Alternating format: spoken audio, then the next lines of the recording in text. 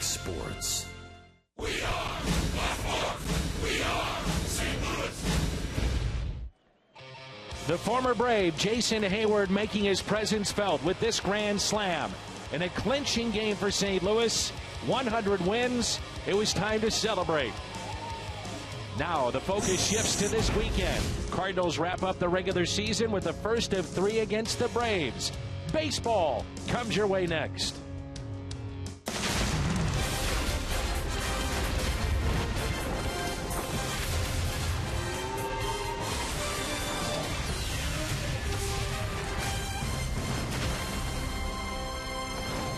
This is St. Louis Cardinals baseball.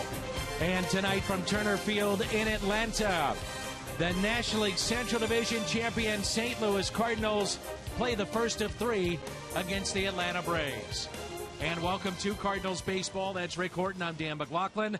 Jimmy Hayes is with us as well. 100 wins. It's been a great run for St. Louis. Well, we love the celebration in Pittsburgh, but when you think about the perspective of just what 100 wins means to this team, very rare, 124 years of franchise history, and only the 9th time that the Cardinals have won 100 games. Best record in baseball for the 8th time, and the 3rd straight division title. It's the 4th time that the Cardinals have accomplished that, and that is a franchise record. It's a different-looking lineup, as you saw here in the pregame show. We'll talk about that throughout the night.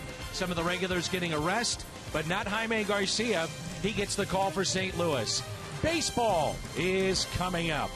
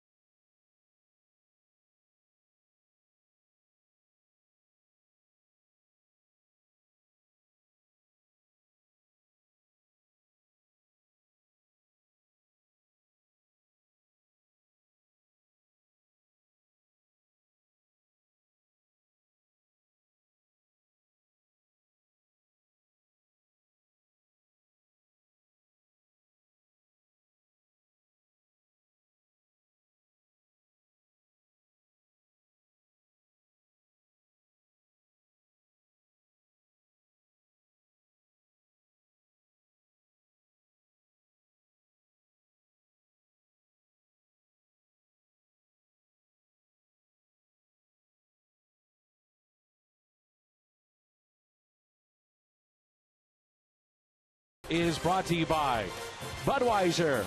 Make a plan to make it home. Save big money at Menards on all your home improvement needs. And visit your local Mid-America Chevy dealers for great prices on our all-new 2015 vehicles today. It's a chilly night here in Atlanta, Georgia. And along with Jim Hayes and Rick Horton, my name is Dan McLaughlin. 62 degrees, very windy. And rain is in the forecast all weekend long. A look at Mike Matheny's lineup. In center field, batting leadoff is Tommy Pham, followed by Greg Garcia. He'll be at second base. Randall Grichuk is in left field. Matt Adams, your cleanup man at first base. Mark Reynolds gets the start at third. Brandon Moss is in right. Tony Cruz behind the plate. Pete Kozma is at short. And Jaime Garcia is on the mound. Julio Tehran is the starter, a right-hander that's been very good in the month of September for the Atlanta Braves. 24 years of age. He is a two-time 14-game winner that got off to a slow start this year, but you mentioned his September. He has been dynamite in the month of September. 5 starts. He had an ERA of 1.91. He's trying to finish strong. Let's turn to Ricky Horton's Toyota keys to the game. Well, it's an interesting game, Dan. It's a game that doesn't matter in some ways, but the reality is you're preparing for the playoffs already. You've got to start turning the page. You had the celebration in Pittsburgh. Now you've got to get guys healthy and ready, but you also have to keep competing. So it's a different lineup today, but you still play every game to win. To say a game at the big league level doesn't matter is really, I would say, an affront to the players. They're going to play it like it matters. They should, but they're also looking towards a healthy Cardinals team for the playoffs. I just saw A.J. Pierzynski, the catcher of the Braves, throw down to second base and nearly fall over. The plate is wet. He stepped on the plate and slipped on that. Lucky he didn't hurt himself. But that does give you an idea of maybe the playing conditions here tonight and the surface and the short grass and how the ball will skip. But here it is. There's the throw. He slips and falls, and that can be certainly tough on your legs. You can pull something easily, a groin or a calf doing that. And we have had drizzle at least all day long today, and certainly more rain in the forecast. Here's Tommy Pham, and the first pitch is a strike. And by the way, Pierzynski's had a very good year for the Atlanta Braves. Tommy is hitting .274 with 5 home runs. He's driven in 18. And a big gap in left center field. Quickly, 2 strikes with a couple of fastballs to Pham.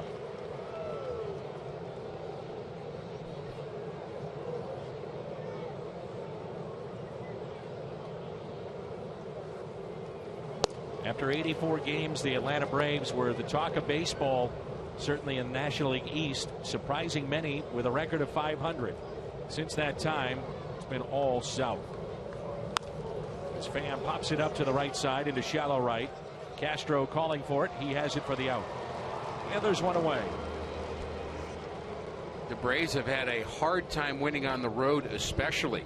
They've got a even record here at home at Turner Field, but on the road they have the worst record in baseball. That's been part of their collapse. Of course, they sold off when it got towards the trade deadline, and it's been a long year for Freddie Gonzalez.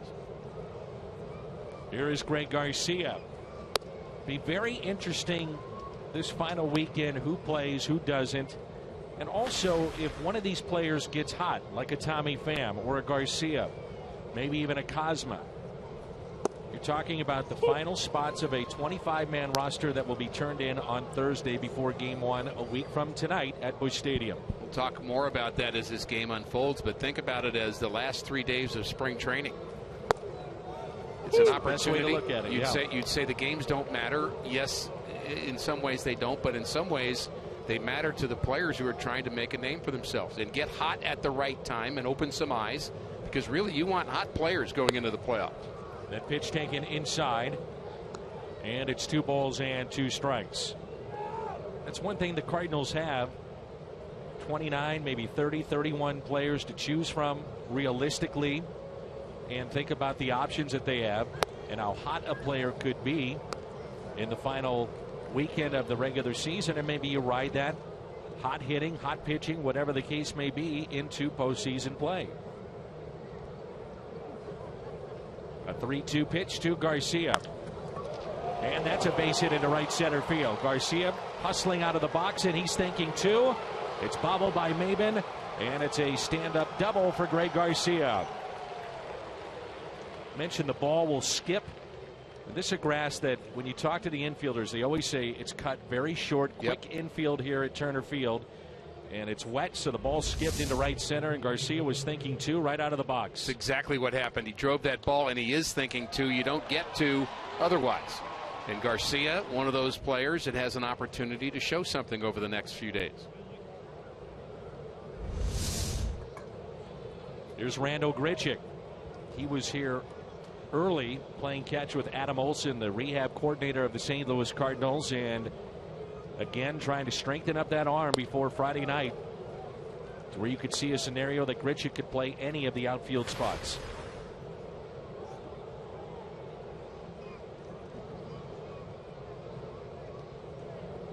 He's had a good year. 276, 17 home runs. He's driven in 47. And that's fouled back above us into the upper deck. Dan, thinking of this finishing strong reminds me of my college psychology classes. I took a lot of those. I don't remember much from them, I must say. But one thing I remember is there's something called the primacy effect and the recency effect. If you have a list of 10 things that you give to somebody to remember, they're going to remember best what's first and what's last. And I think that's what Cardinal players are trying to do now, have a lasting impression on John Mozeliak and Mike Matheny. Wait a minute. So I got, all right, I got it. I'll test you. I'll test you with it later. Please don't. I cheated a lot.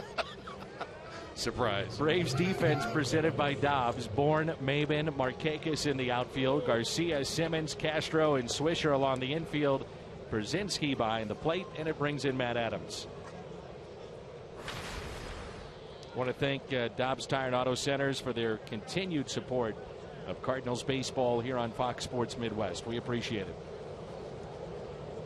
Matt Adams is hitting .250. This could be a weekend where he sees a lot of at-bats, where the Cardinals have been very selective in how they use him. Let's face it, he gets hot.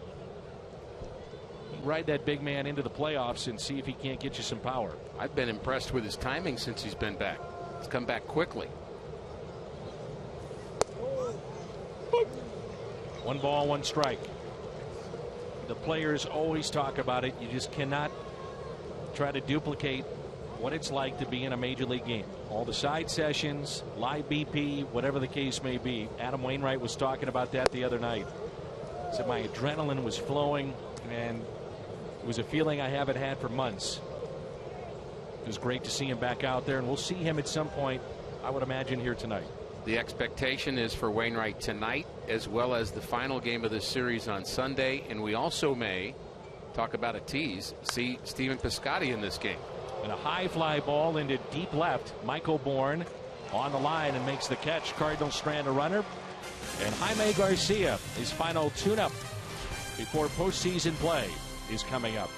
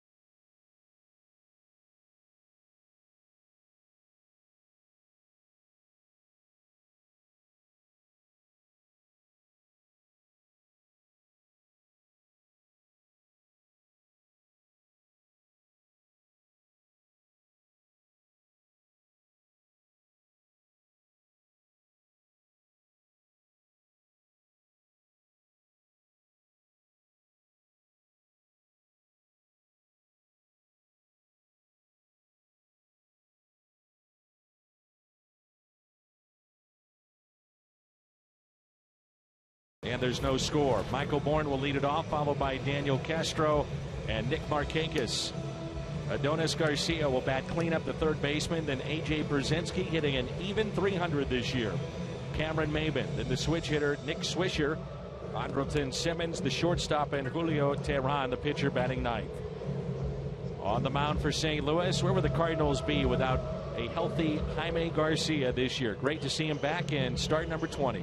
He has been terrific. 10-5 record, and he has been very good with his command. Those last time out, Dan, he didn't walk any batters, pitched 8 innings, had 8 strikeouts against Milwaukee on Saturday, so he's on the upswing, and that's really what you want. Again, going into early October, Jaime Garcia, a career 52-game winner.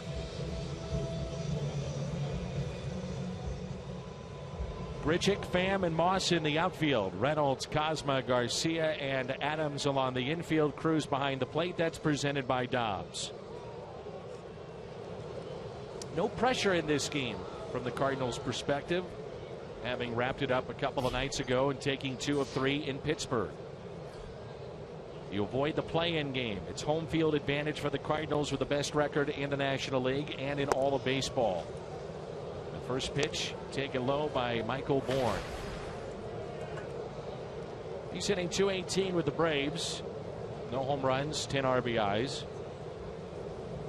And the 1-0. The Atlanta Braves 64-95, and 2 games in front of Philly from the cellar in the Eastern Division of the National League. 500 here at home, 39-39. Talked about Garcia and others picking up this Cardinals rotation in the absence of Adam Wainwright. Now the Cardinals are looking at incorporating Adam Wainwright back into this Cardinals staff to perhaps pick up some important innings going forward. So it's been a great story all season long about how guys have picked each other up. And you know, teams say that every year, but I think this has been extraordinary because you're talking about some key players that have been hurt this season. Swing and a miss, and he carves up Michael Bourne. First out, it's a strikeout for Garcia. The question for me, for you, Rick, here tonight, how long do you go with a Jaime Garcia? Mike Matheny talked about that some before the game, and it wasn't a specific answer other than we want him to get some work. Let's feel good about what he did, and then we'll get him out, and we'll get other guys some work. So reading between the lines, I would say if he throws 60 to 70 pitches, throws 5 innings, that's probably what we'll see from Garcia. It will depend on whether or not he has any tough innings and what the score is and all that. But I think a good guess would be 5 innings. Then let's see some innings from guys in the bullpen, including Wainwright. Daniel Castro is hitting .241, the second baseman of the Atlanta Braves. 1 home run. He's driven in 3. He pops that foul and out of play. No balls and 2 strikes. We will be here at the beginning of next season, and that'll be our final time we'll ever see Turner Field in terms of the Cardinals playing here, unless they meet in the playoffs. Cobb County is where they're building a new stadium. Here's an 0-2.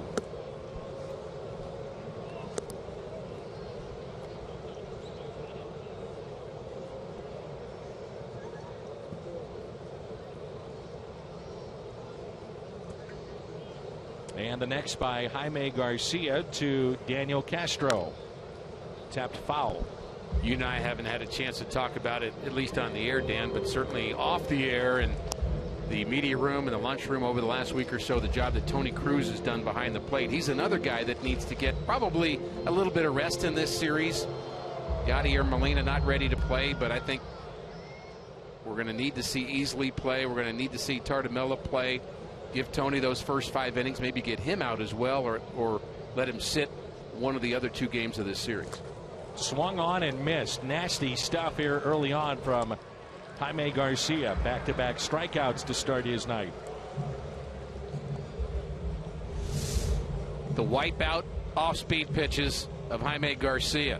That's the curveball in the dirt. Couldn't pick up the spin. Would you like to see Ed Easley? I'm going to say that he would be your backup if Molina is not available. I haven't seen enough of him. And I think you want to see him get some work with some major league guys. Well, if you're going to have him on your roster and Yadi's not available, and there's a lot of ifs that are going to be out there until 10 o'clock on Friday morning when John Mozeliak's going to have to decide who those 25 guys are for the Friday game. And Easley is going to need some innings with some Cardinal pitchers to see if he's capable of doing the job. So Nick Marchakis reaches the bag at first before Garcia. Adams wasn't sure. Should I go after it? Should I not? He does. Little Leads PFP. Garcia. Ooh. Not a bad toss, really. No. It was in front of Garcia. The left-hander's dilemma always. If you had the glove on your left hand, you can catch it and then have time to look more to the right side for the bag. You're often looking back over your shoulder, trying to catch it and find the bag at the same time, and it's often awkward, as it was there for Jaime. That's an error on Garcia, is second, and it brings in Adonis Garcia. I agree with you. I thought the lead by Adams was there.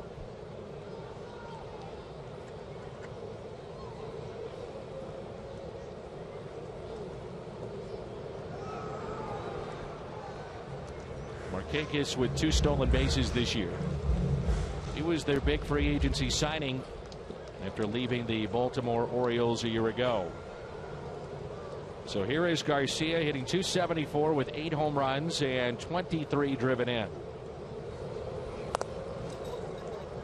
One thing you pick up with Garcia, watching Jaime, that is, the check swings and late swings. Oh, yeah. It means the hitters aren't seeing the ball very well. When you see guys centering up a pitch, that means they see it out of the hand, they time it, they can generate the swing based on the location. But with Jaime, they're guessing. Not just location, but they're guessing the movement a little bit. They're guessing velocity, and it's tough to hit the ball square against Jaime. 1 ball, 1 strike. Runner at first is Nick Marchakis after the Jaime Garcia error. That's pulled foul. And down the third base line, it's an awful lot of red. Sure is. Cardinal fans here in Atlanta, Georgia, and there's a light mist falling here at the ballpark.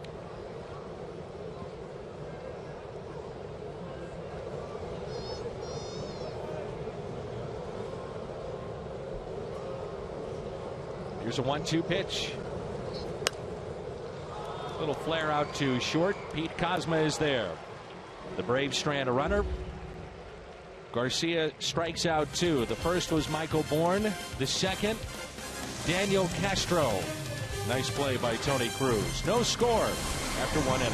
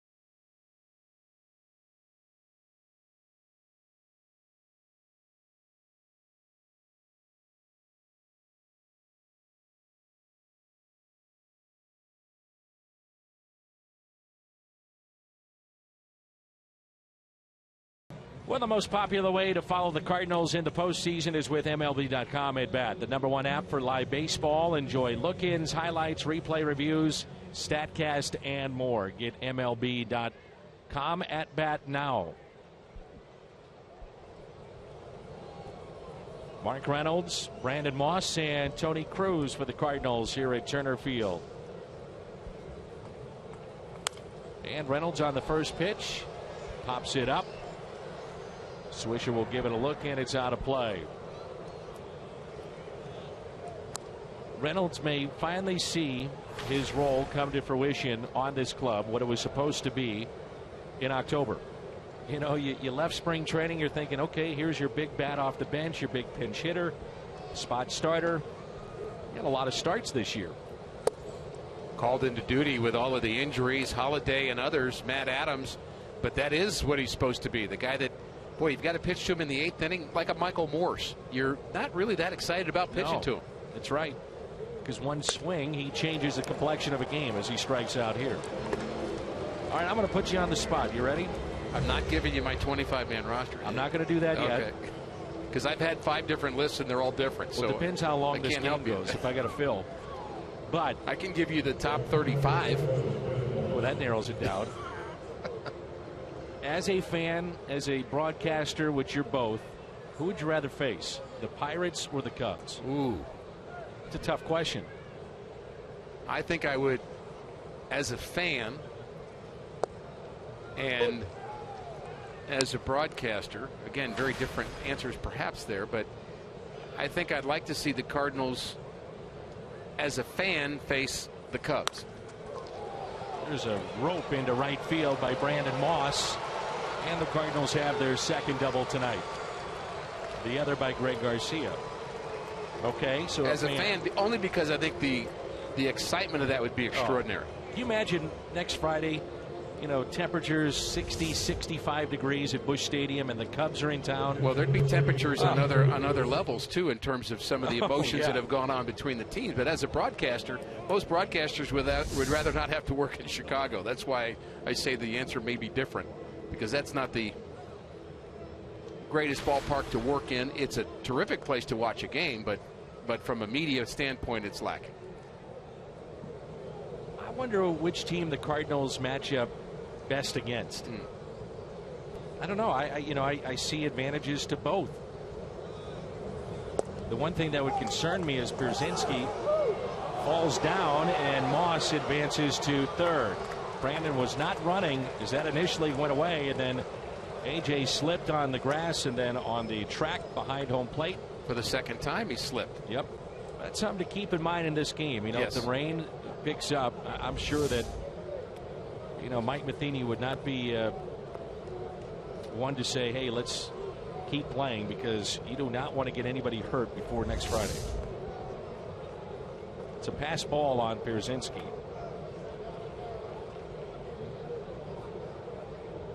Infield is drawn in for Tony Cruz.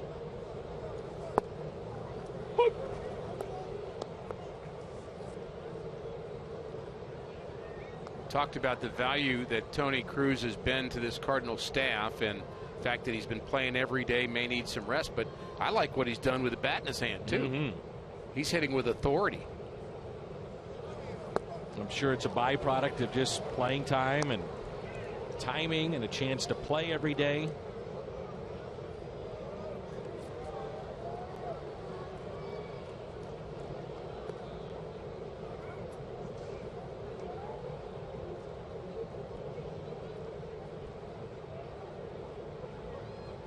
Here's a 1-2, and the fastball misses. I think he's been a great example for Cardinal fans that may see that one at bat every 4 weeks from Tony Cruz in the season and say, boy, that, you know, he's really struggling. But then you see him get that timing by playing every day, and you just see how good all these players are at this level. 3-2. The way the Cubs played down the stretch against St. Louis, that would give me a little pause for concern. But then I look at how the Cardinals played against the Pirates this past week, although I think generally their team might have the edge in personnel, but then I start thinking about other players that would have the edge over their outfield, or rather their infield, and the Pirates outfield is better than most. I mean, just goes back and forth. A ground ball that's hit to second, play at the plate, and Moss is tagged out.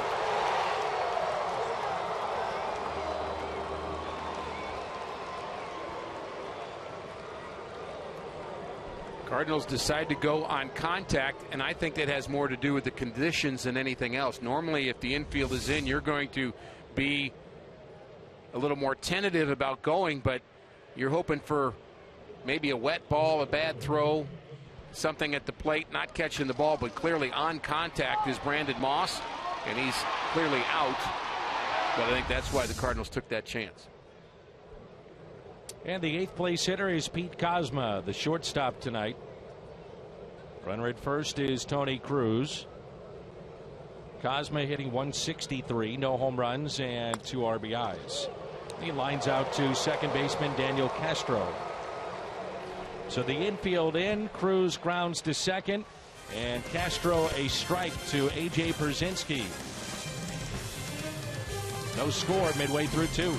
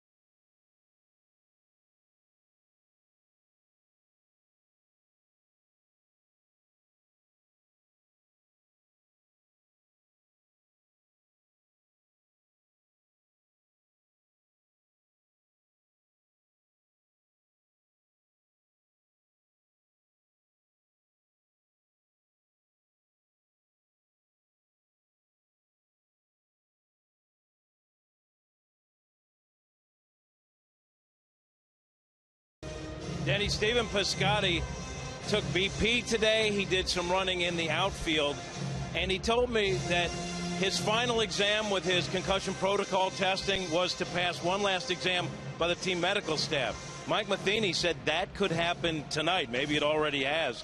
Piscotty told me he felt great today, said he slept all day yesterday after that long Wednesday and the early morning flight to Atlanta. As for celebrating after the clinch, Piscotty says he took it easy, real easy. But Dan, Stephen says he hasn't had headaches, fogginess, nothing. He feels like he's ready to go. That's great news. Thank you, Jim. And such a scary incident as we all saw in Pittsburgh.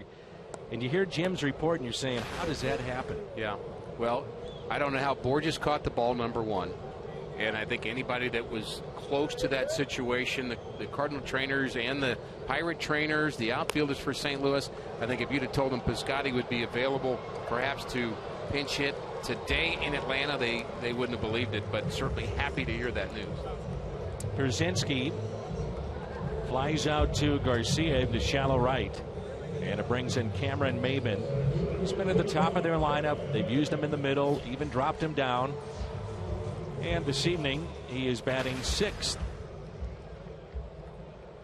Got some information from Jim Hayes between innings, and I found out that I just lost a bet. I know there's no betting in baseball, but I bet Pete Kozma that he would still have at least a few boos here in Atlanta because they remember that infield fly play that he was a part of, and is painful if you bring that up to Atlanta fans, but no boos when he came to the plate. No. So I owe him $1, number one, but I think part of that has to do with the fact that there are mostly Cardinal fans here at the ballpark that I think bought tickets with the expectation of perhaps the clincher would be this weekend. Sure. Agreed. It's one of those nights where you guess the attendance and then you also have to name them. Well, it's often tickets sold, not people in attendance. It may throw it off a bit. What do you think? Maybe 10, 12,000 here tonight? Yes, approximately.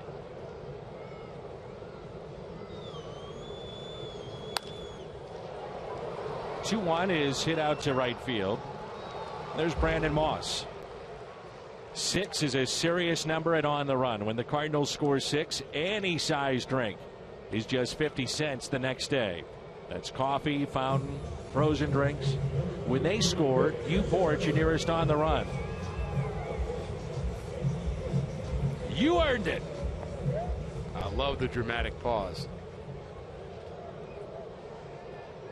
That's how you sell it. I understand.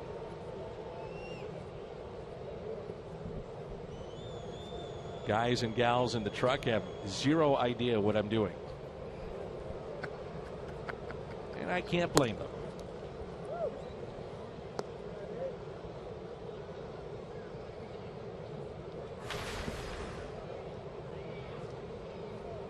The switch hitter Nick Swisher hitting 197. The idea was for the Braves, John Hart took over. Now they've named their general manager, who's been with the Braves for 9 years. But the idea was they knew that this would be a rebuilding year. Next year is a rebuilding year. Move into the new ballpark and have a chance to win. Time will tell. The Braves, when you think about the great run that they had, which began back in 1991. Best year was a championship in 1995. But they developed players from within. Now, they did trade for Smoltz. He turns out to be a Hall of Famer. But for the most part, just an unbelievable job in developing talent and players. There's something to be said for a team that continues to reinvest in something that's already working, that the Braves did, and the Cardinals are doing that now. The Braves did it in the 90s. And I think rebuilding is a tougher phrase than people understand. You just can't all of a sudden say, okay, we're going to throw young players out there. What if the young players aren't very good? It's not just about money. It's about developing a winning attitude, a winning expectation. The Pirates tried that for years. They tried to develop and retool, and then they couldn't afford to keep their players, and they'd start all over again, rebuild again. And I think that's the cycle you want to stay away from, that you keep going back to that rebuilding phrase and never get out of it. They kept the big three together. You know, you think about Glavine, Maddox, and Smoltz, and there were others that they had along the way, like an Avery. You know, he was a good pitcher for a while. Or Mark Wohlers at the back end of games for a while. Then they had a great position player in Chipper Jones, who was here. But they found the right pieces with the nucleus that stayed together. And boy, were they tough to beat. Atlanta fans remember the years prior to those teams in the 90s, the mid to late 80s. And that's a base hit to left by Simmons. And that was some tough baseball here.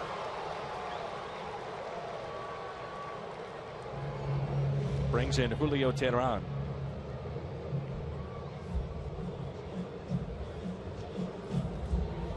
It was bad baseball. They had Dale Murphy. Yep. A pretty good piece. Chris Chambliss, Ted Simmons at the end of his career. But not enough.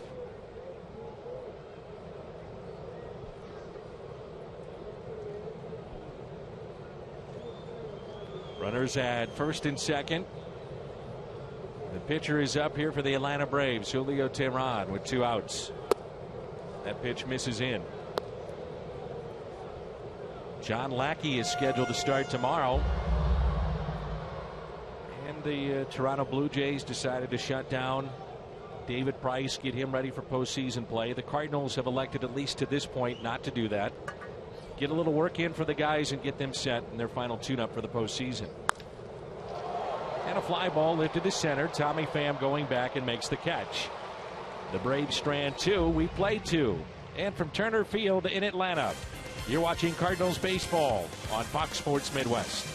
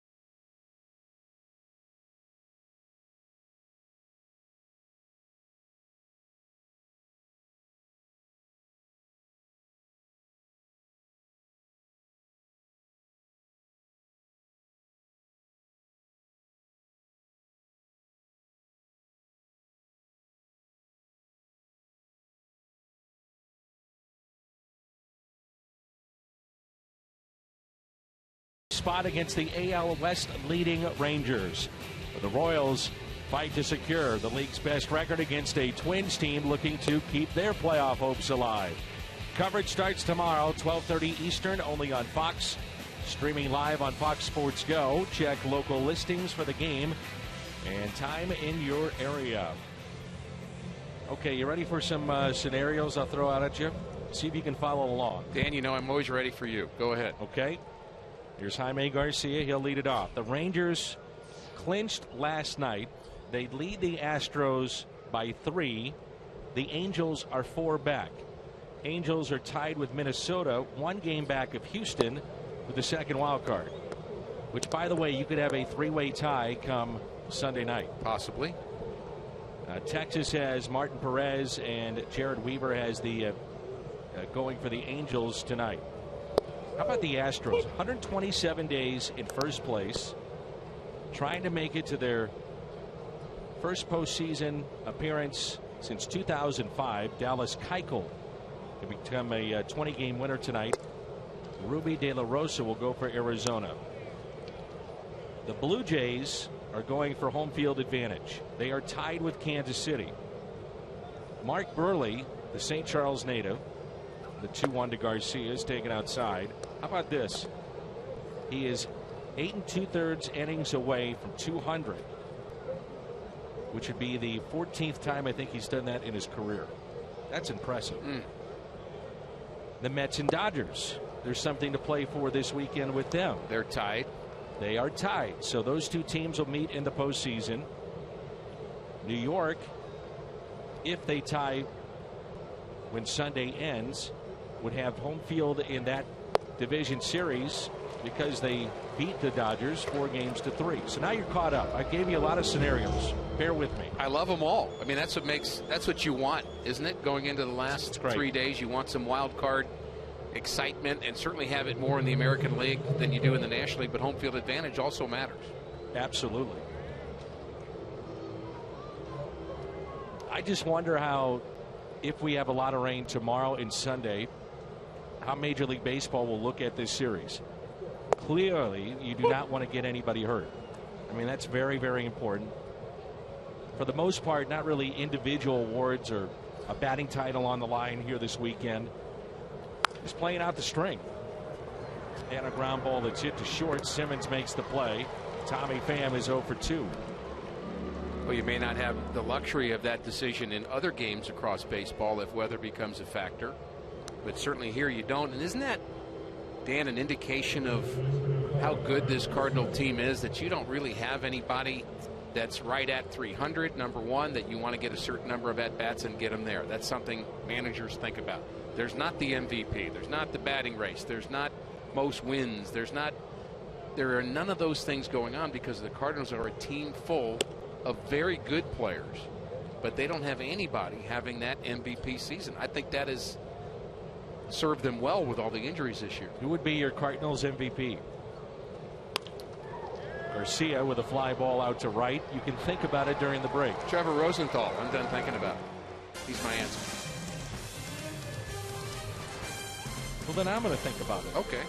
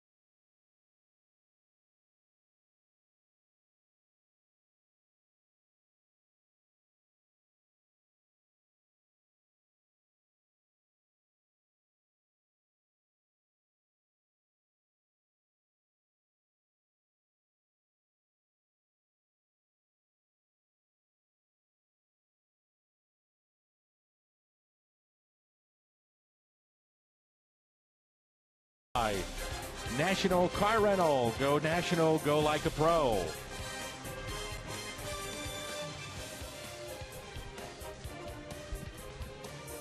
Rick's choice for the Cardinals MVP. I can't argue with it. Trevor Rosenthal.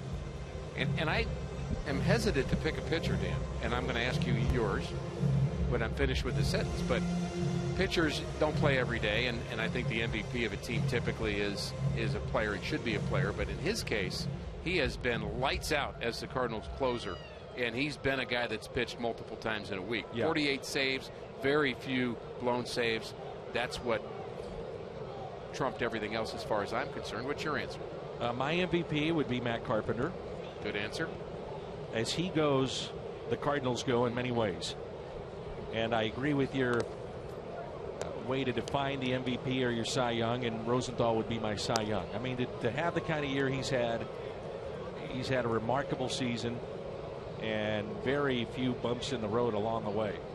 I mean, some of these saves he's gotten, Rick, it's just been lights out, where other teams at this level have no shot that night.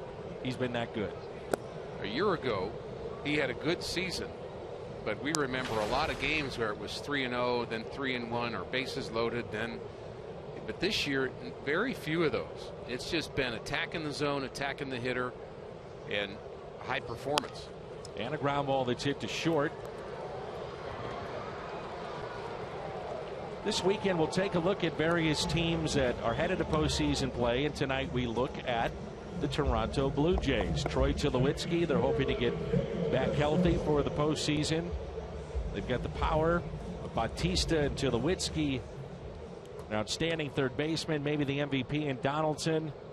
92 and 67 in the American League East Division champs, and a whole country behind them. They've got the power and then some. Yes. That is a very potent lineup. And they probably have the most valuable player in the American League. Donaldson. In Donaldson. And they may have the Cy Young Award winner in David Price. Here is Daniel Castro. And a high fly ball out to deep left field. This may leave the park. And it does. 1-0 Atlanta.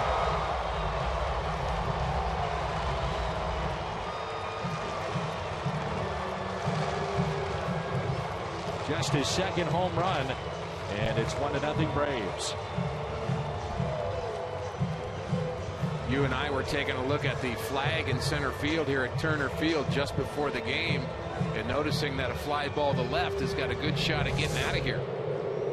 There's rain and not great conditions here. That was way off the plate, and he just golfed it to the right spot. Big happy birthday to Molly Walshauser, who's watching tonight on Fox Sports Midwest. Happy birthday to Molly. Big Cardinals fan. All of a sudden the rain has picked up a bit, and some of the fans start to head for cover. What we're seeing right now, we may be seeing for the next 48 hours. Here's an 0-1 pitch. And that's tapped foul. And I hope you don't mean home runs to left when you say that. No, sir. Although we may see that a lot tonight. And you're right. You know, we both got here. It was like watching the flags at Wrigley Field. You have to monitor those flags every couple of innings or so because it shifts. Well, tonight it is blowing out hard to left field.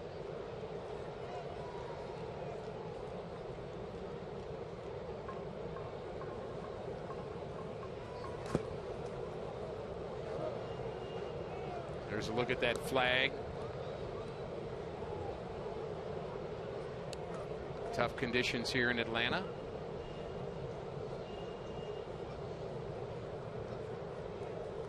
Here's a 1-2 and a base hit into center field. Nick Marchakis on base for the second time, reached on an error, his first time up.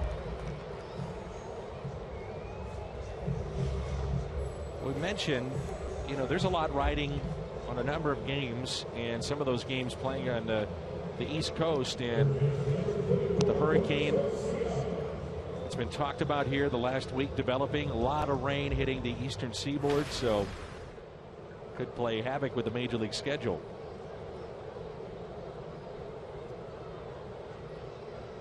A Adonis Garcia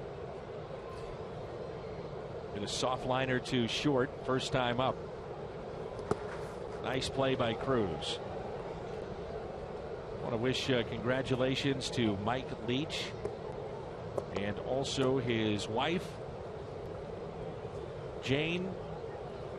Mike is a longtime golf pro in St. Louis. They're expecting their first child, and I want to say congratulations to Mike and his lovely wife.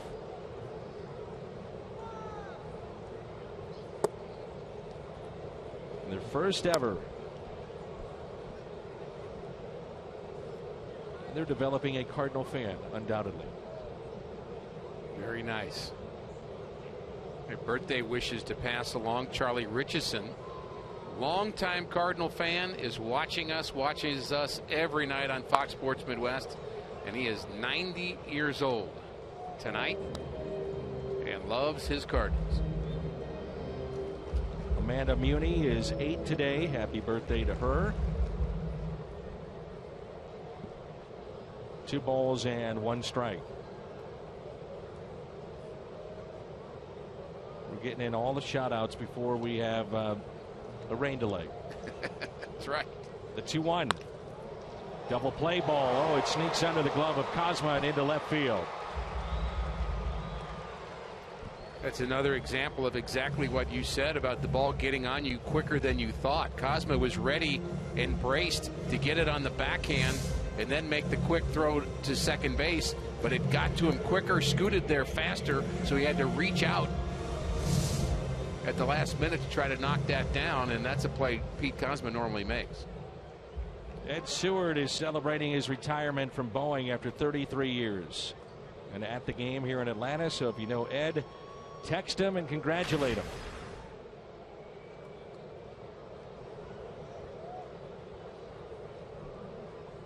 One out and 2 on. Brzezinski yanks it into right. Moss is back, and it one hops off the wall. A relay to the plate is not in time. A.J. Brzezinski with an RBI double.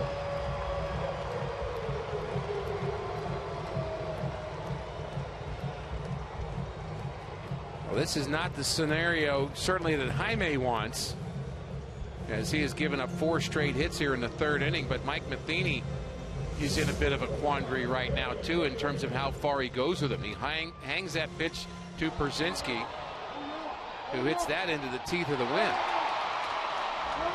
But it's able to score Marchakis just ahead of the throw. With the rain falling, I might be just happy to say, Jaime, get through the inning, and that's it. You've done enough. Look forward to the playoffs. You just cannot take a chance with somebody being hurt. Well, it's not just hurt. It's how bad do you want the experience to be if he's off a bit. Yeah. I mean, you're also trying to get a guy geared towards a positive mode and feeling and confidence level.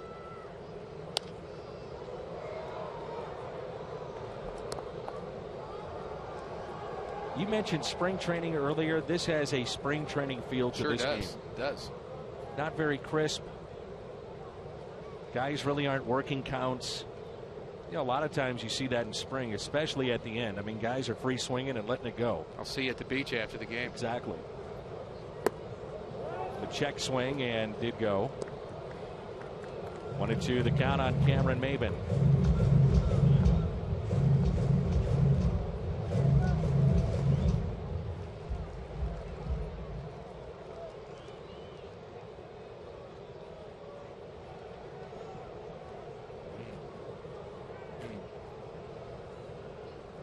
That pitch taken low and inside.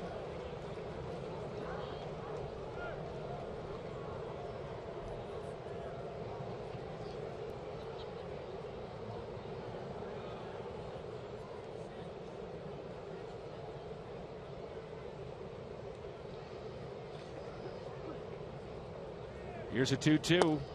And it's a strikeout. Maybin having words with the home plate umpire.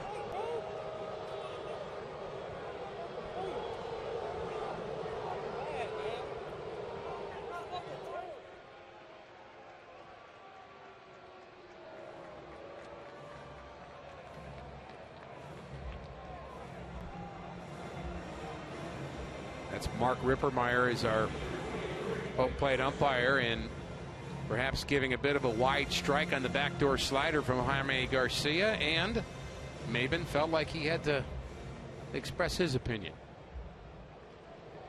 I get it. Well, you're paid to express your opinion. Well, players are paid to play, and if they feel like they are getting the raw end of a particular pitch or a play, they are going to be a little bit agitated. Yeah. It's a game of managing frustration, isn't it? Managing failure, which then leads to frustration. Which then leads to a big celebration in the locker room in Pittsburgh if you manage it well. That's right. I said this the other night. I'd give Mike Matheny my manager of the year. Now, it's easy for me to say that. I watch this team every day. But I look at what he's dealt with this year, and everybody that watches our games can say, well, I agree with that move. I don't like what he did here. I get it. That's part of baseball. And every manager deals with that. Yep. The second guessing. It's part of the job.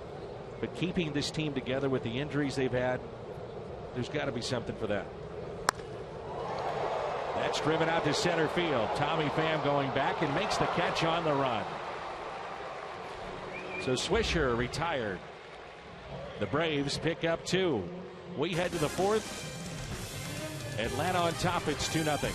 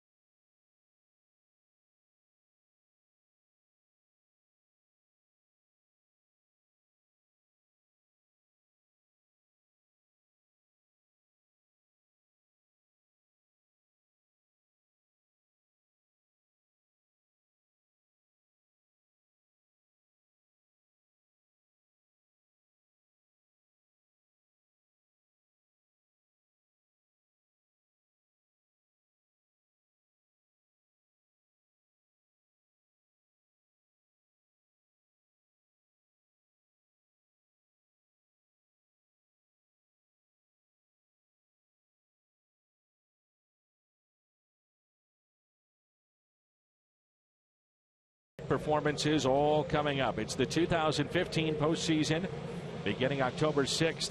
Just head to MLB.com/postseason for a full schedule. And the Cardinals will have Randall Grichuk, Matt Adams, and Mark Reynolds here in the top of the 4th. Grichuk grounded out on a check swing his first time up. And he looks at a strike. Dan, we know the National League teams that are going to be in the playoffs. That's for sure. In fact, think about the 5 best pitching staffs in the National League as far as earned run average. It's the 5 teams in the playoffs. So you want to rebuild a team, you might want to think about that a little bit. Pitching. Huh? But as you think about the American League teams that are still possibilities, it creates some very interesting possible matchups for a World Series. As Grichuk strikes out. Grichuk strikeout number 3 for Tehran, but off-speed pitch here. What about those scenarios? Well, you think about it could be Yankees Mets. Again, we saw that in 2000. And you think about the excitement that could be for New York and for baseball in general. Could be LA and LA. It could be the Angels and the Dodgers. Adams with a high fly ball into right. I like I-70 series. Could be Kansas City and St. Louis. I like that one. That'd be fun. Could be St. Louis and Texas. Again, a rematch. It could be St. Louis and Minnesota. A rematch. Yeah. Of 1987. You know, Minnesota's not being talked about hardly at all. And with 3 games to go, they've got a very good shot to get in or at least force a tiebreaker. They're hanging in there. Yes. Paul Molitor's done a really nice job, clearly, in his first year. Could also be the Cubs, heaven forbid, and Texas. And that would be an incredible story of a team or 2 teams rebounding quickly. And one rebounding after a horrific start. I think the Rangers were 8-16 to begin the year. And think about some of the names that they have reacquired. A Josh Hamilton, Mike Napoli coming back to Texas. The point being, no matter who ends up in the World Series, there's going to be a nice storyline to it. Yeah. Good thoughts. We all want to write the story our own way.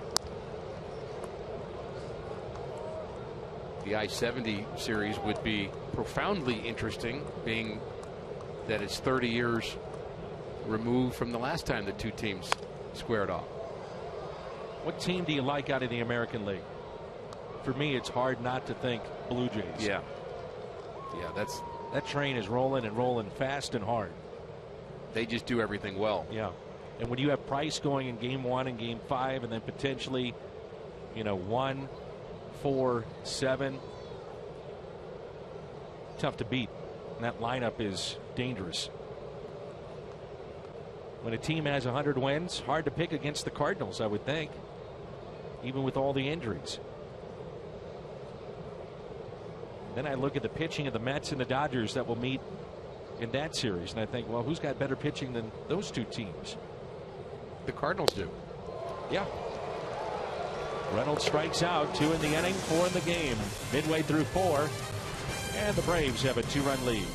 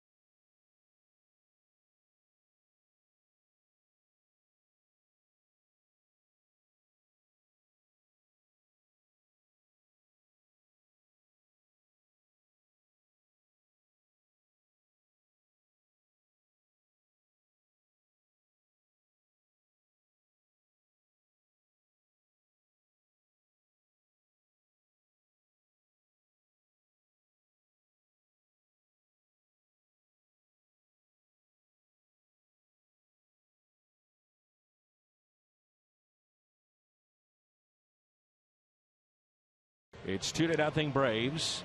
The former Brave Jason Hayward in St. Louis, not in the lineup tonight. With more on that, let's check in with Jim. Yeah, Dan, a lot being made here in Atlanta about the return of Hayward, who was traded by the Braves. Jason grew up in the Atlanta area, makes his off-season home here, has family and friends in Atlanta. I asked him if he used the off day yesterday to catch up with some of his people, and he told me a little.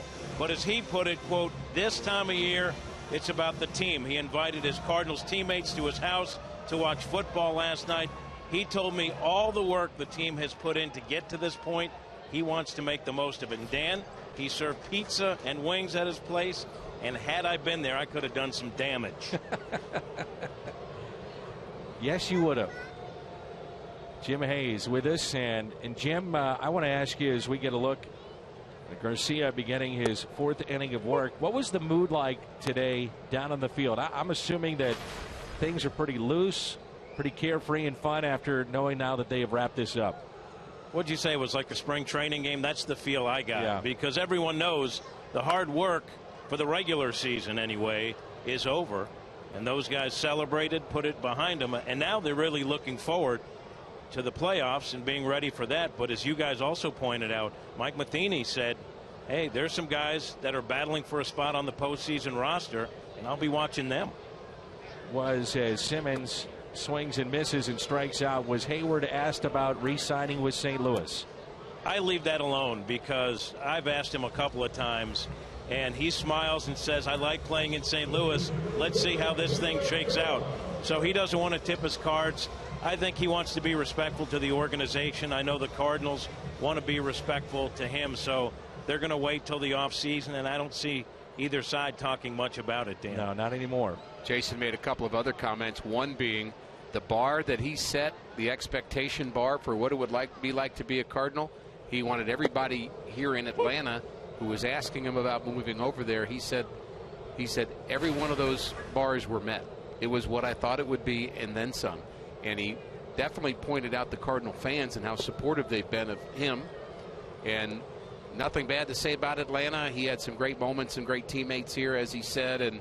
But as Jim said, right now the focus can't be on, hey, here's a nice homecoming with my friends of years ago. We're right in the middle of something right now, and I got to stay focused. 5 strikeouts for Garcia. DraftKings players to watch since September 21st. Highest slugging percentage. Look at that, Tony Cruz. Head to DraftKings.com, enter the promo code CARDS.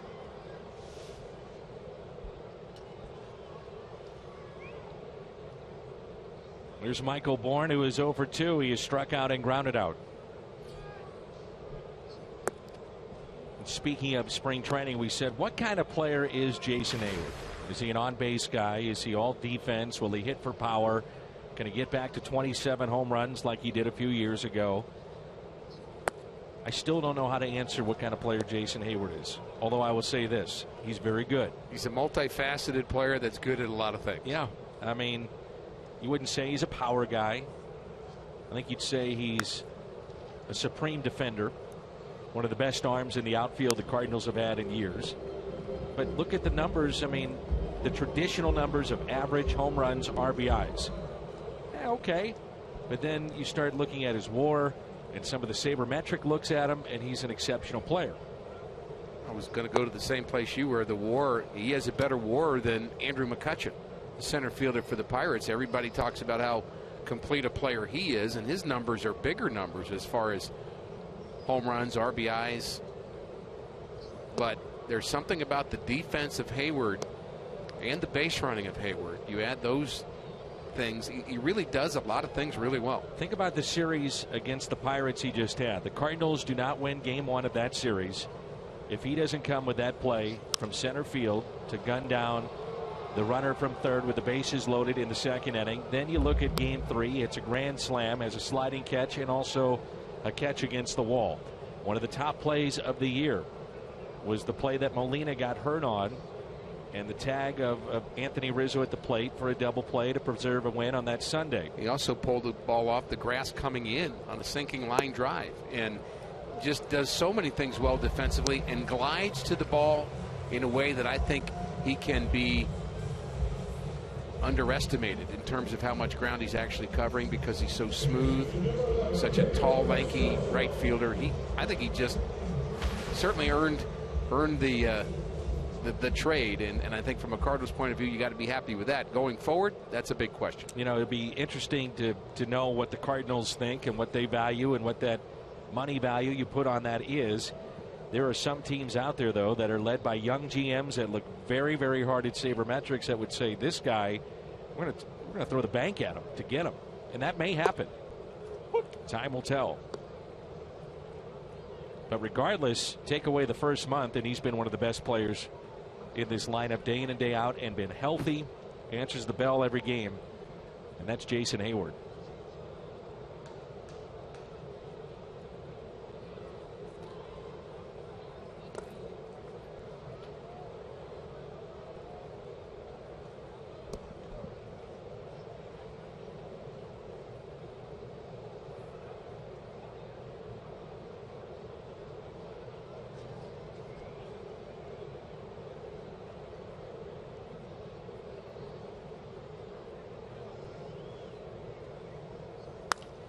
And that's a base hit into right.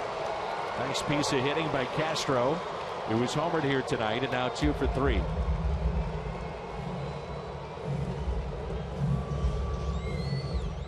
Why do we say, and I'm calling myself out, a guy hits one like this, opposite way, boy, that's a nice piece of hitting. Yeah. But yet when he yanks one between the hole between third and short, you're like, well, it's a base hit. Well, I think we like hitters that will hit a ball where it's pitched, because in the long run it serves them well, and you're going to have a better batting average. And I think for those who've studied hitting over the years, you just like it, and you expect to see a guy pull a ball perhaps, but the guy that can go the other way, as Castro just did, you appreciate that. I want to know why you never say it was a good piece of pitching.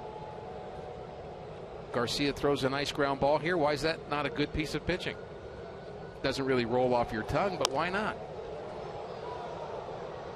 You guys are supposed to do it. By the way, I agree.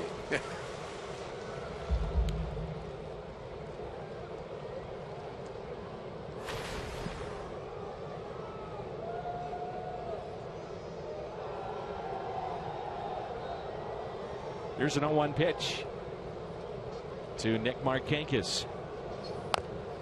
Check swing and a foul ball. The longer I'm around this game, the more I appreciate good defense. Hitting is what it is. Pitching, wait a minute. Of course they matter. Hold on. How could you not appreciate Pendleton, Ozzie, McGee, Herr? What's the matter with you? I appreciate it more now. I bet you do. The passage of time, realizing just how hard it is to do what they did. And when a guy makes a great play defensively, you just see it impacting the game in a huge way. And maybe that's what we're talking about with Jason Hayward. What he did the last week. Didn't get an RBI, didn't get a home run for it, but helped the team win. Yeah, big plays. 1 ball and 2 strikes on Nick Marchakis, who's been on base twice, reached on an error, and singled to center. Lifts it down the left field line. Richik is over and makes the catch. Jason Hayward, one of the biggest moments of this past week of the season. Grand slam and the clincher for St. Louis, the Central Division champions.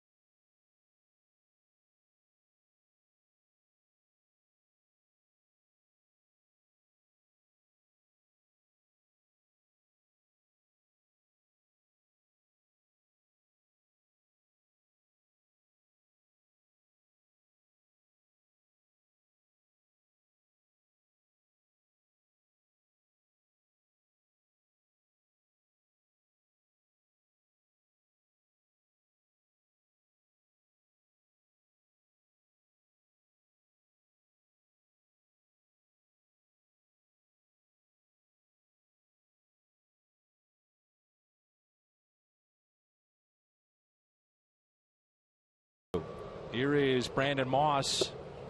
Moss with a double to right, his first time up. Matt Belisle is throwing in the Cardinals' pen. Garcia's spot is 4 away. It looks like his night is through. Matt Belisle, a good chance to be on your postseason roster. It really depends whether or not the Cardinals want to keep 11 or 12 pitchers going into that first series. And it also may depend on who you're playing in that first series. If it's the Cubs or the Pirates. And Moss skies one to the right side. Been a lot of talk, Dan, as an aside, about maybe the fact it's a bit unfair that the 3 best records in all of baseball, 2 of those teams will be eliminated after the first series. One's going to be eliminated in the wild card, then one's going to be eliminated in the NLDS between the Cardinals and whoever.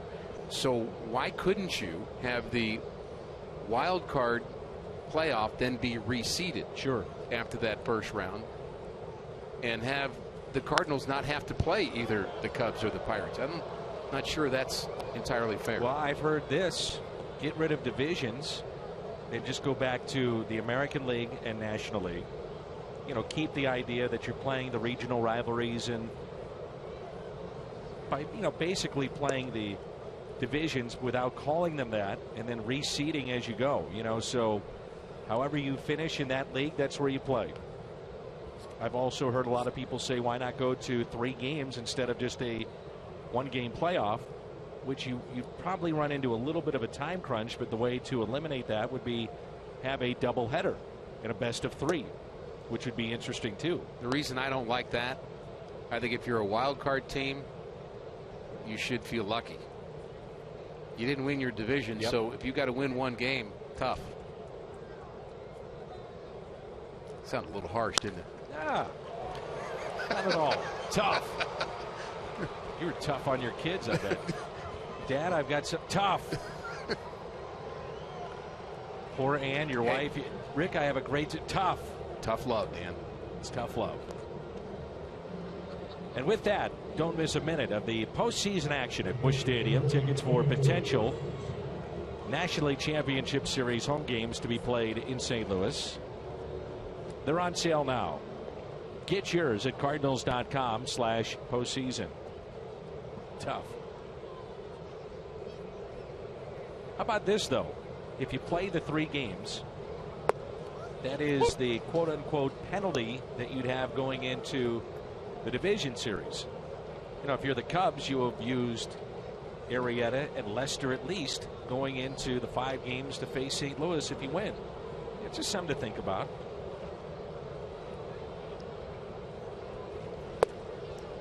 Oh, and 2 on Tony Cruz. You don't like that? No, I just think if you're the wild card team, in my mind, you should have to play opposite-handed the first couple of games. Tough.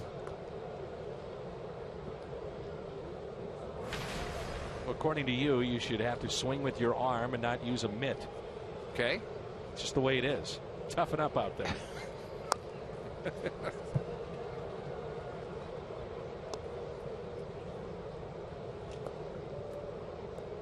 Jake Arrieta may be the Cy Young Award winner in the National League. No one wanted to face him. I mean, that was the talk. You want to win the division because you don't want to face Arrieta. Boy, that's true.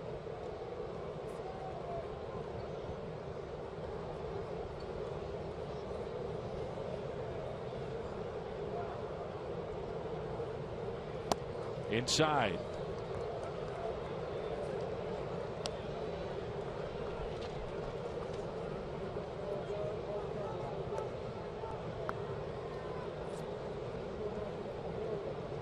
I can see why Tehran has had a good last 4 weeks. He looks sharp here tonight. He has a good live fastball. The breaking ball's been good. Cardinals haven't had a lot of balls hit hard, but Brandon Moss, how about him with a couple of hits? Yep. And that is a fair ball down into the left field corner. Moss on his way to third. He'll be held up there. And Tony Cruz with a double, and he's 1 for 2 tonight. The point about Moss, I think, furthers what we were talking about earlier, that someone gets hot this weekend, you reevaluate maybe a little differently. Are you applying the primacy and the recency effect? Just stop with that. Just inside the bag for Tony Cruz. Another extra base hit for him. Talked about his slugging percentage and how good it's been since the 21st of September. This is going to add to that. You know, I'm one class shy of my degree in psychology. Are you? Yeah. Double major. Then I realized that many of the ideas, formulas, positions, stances on people, the theories, many of them apply to me, and it kind of scared me.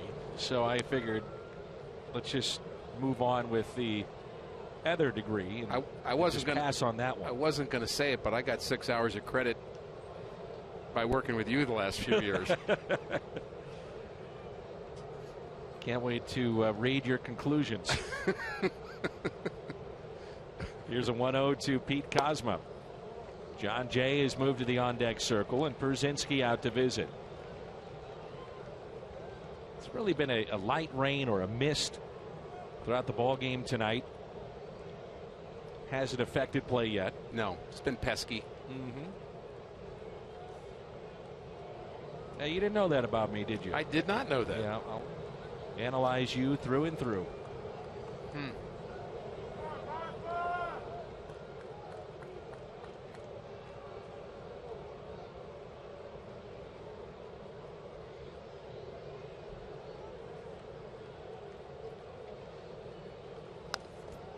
Good cut, and it's fouled back. 2-1 on Pete Kozma.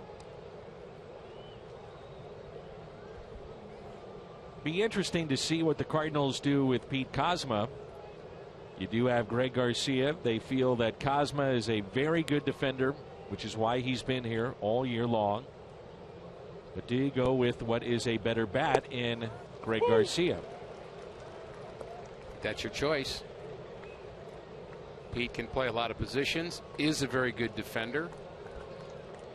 Better at this point than Garcia is with the glove, but Garcia has been a good pinch hitter off the bench.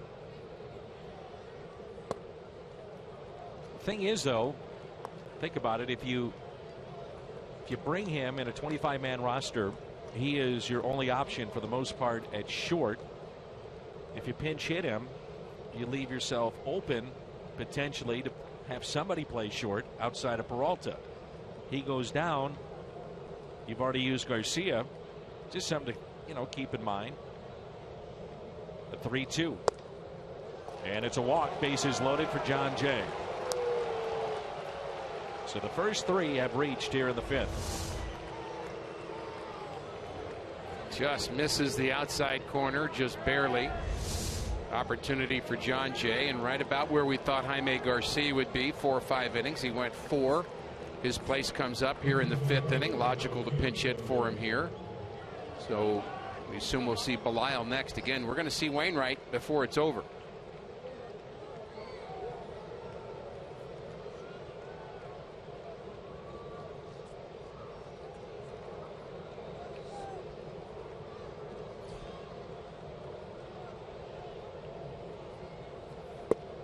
And Jay looks at a strike.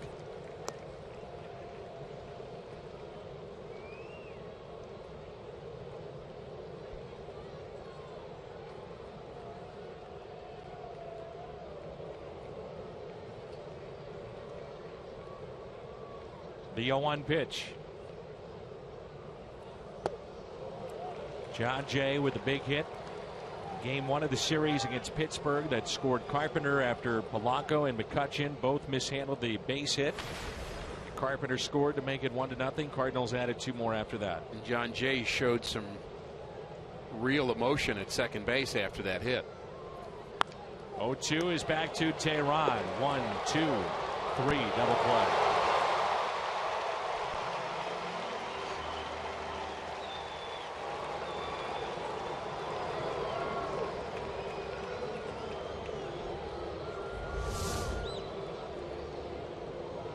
Jammed.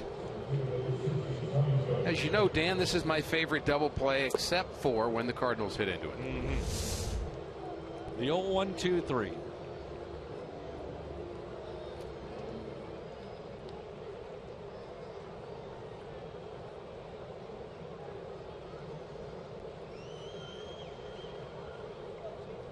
Here's Tommy Pham, and a base hit could tie it up. He has seen a lot of that the last 7 to 10 days. Right-handed pitching, breaking balls, sliders. A game of adjustments. And the 0-1. It's the fastball that time. 1 ball, 1 strike. It's also the game of the right adjustments. Knowing what to do, that's where your coaches can help you, but also your career at-bats that you've had for years and years and years, you have to rely on. You got to know your own swing. You got to know what they're doing to you. Then you've got to get past that. Say, I'm not going to let you do that to me. You throw me that slider away, I'm going to keep my hands back. I'm going to drive it the other way. We've seen Pham do that.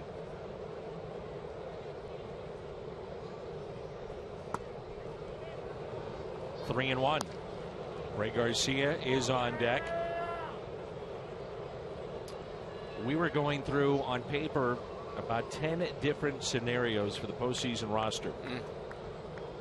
Pham was on some, wasn't on others. 3 and 2.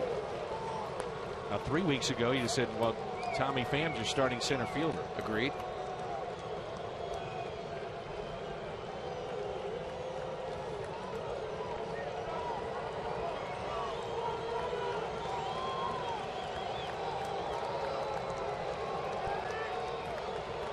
And a 3-2 pitch to Tommy Pham.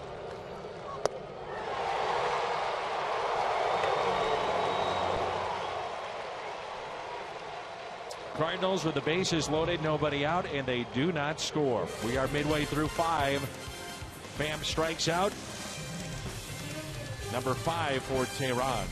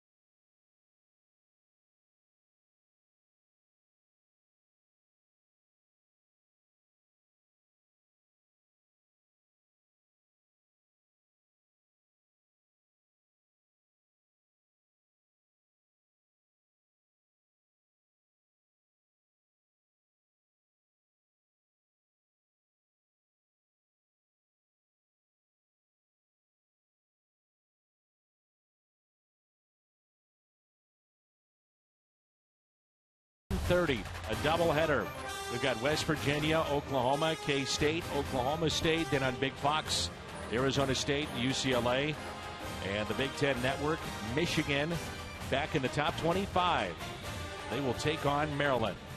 College football Saturday.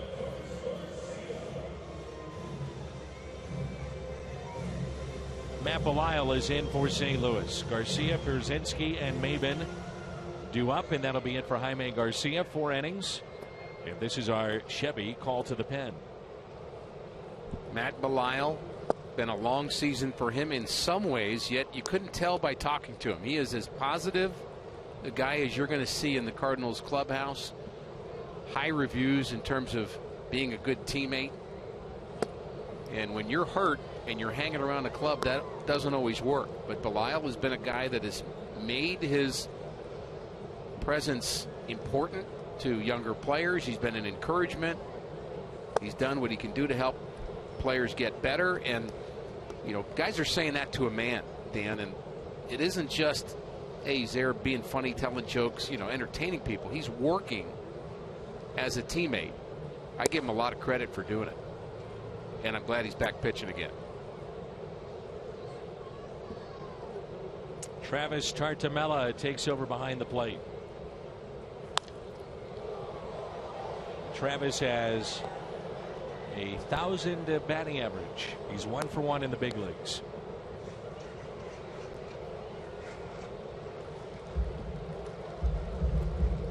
Carson Kelly picked up a Gold Glove in the minor leagues. Saw that. The former third baseman that's been shifted to catcher for the Cardinals, and they believe that he has the best catch and throw tools among the minor league catchers.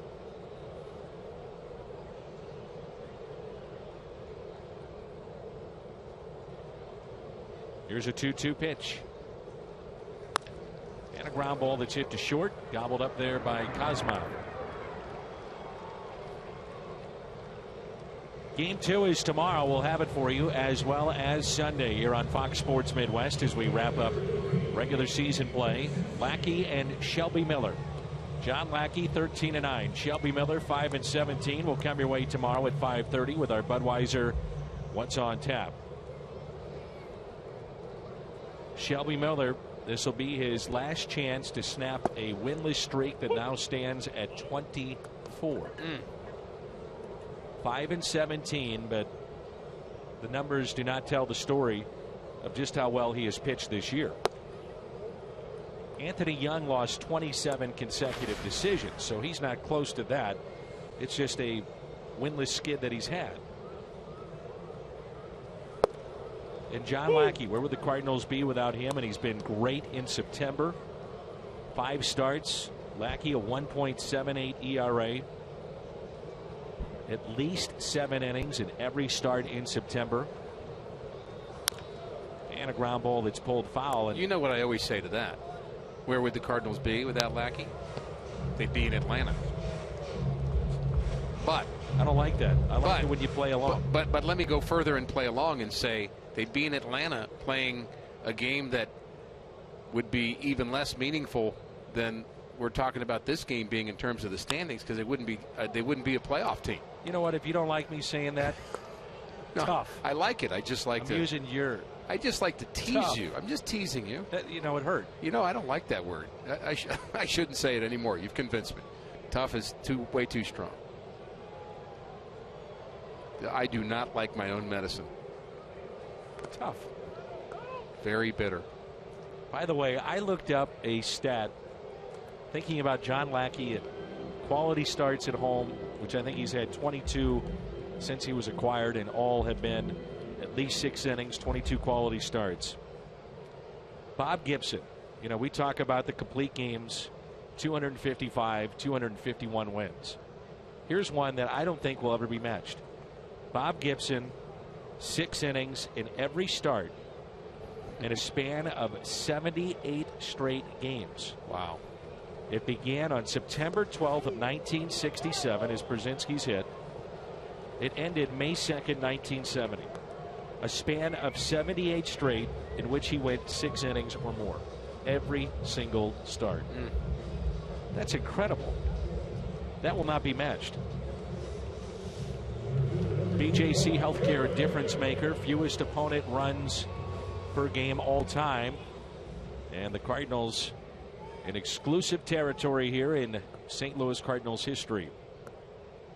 Those teams of the 40s were 100-win teams back when you weren't playing 162 games. Think about the winning percentages that those teams had during the war era.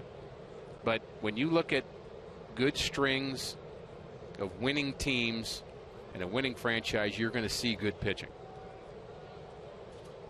Old buddy Terry Pendleton, the first base coach here with the Atlanta Braves.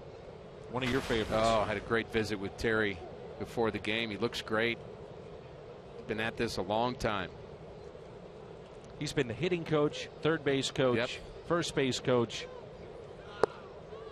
I wonder why not manager. I thought at one point he might be. There was talk when Gonzalez got the job that it might be Terry Pendleton. Freddie Gonzalez in his 5th year here in Atlanta.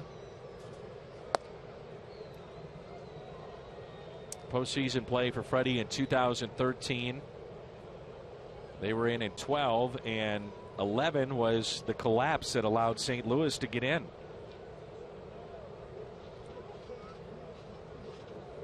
One ball, one strike to Cameron Maben, who struck out, had words with the home plate umpire back in the 3rd, and also lined out to right.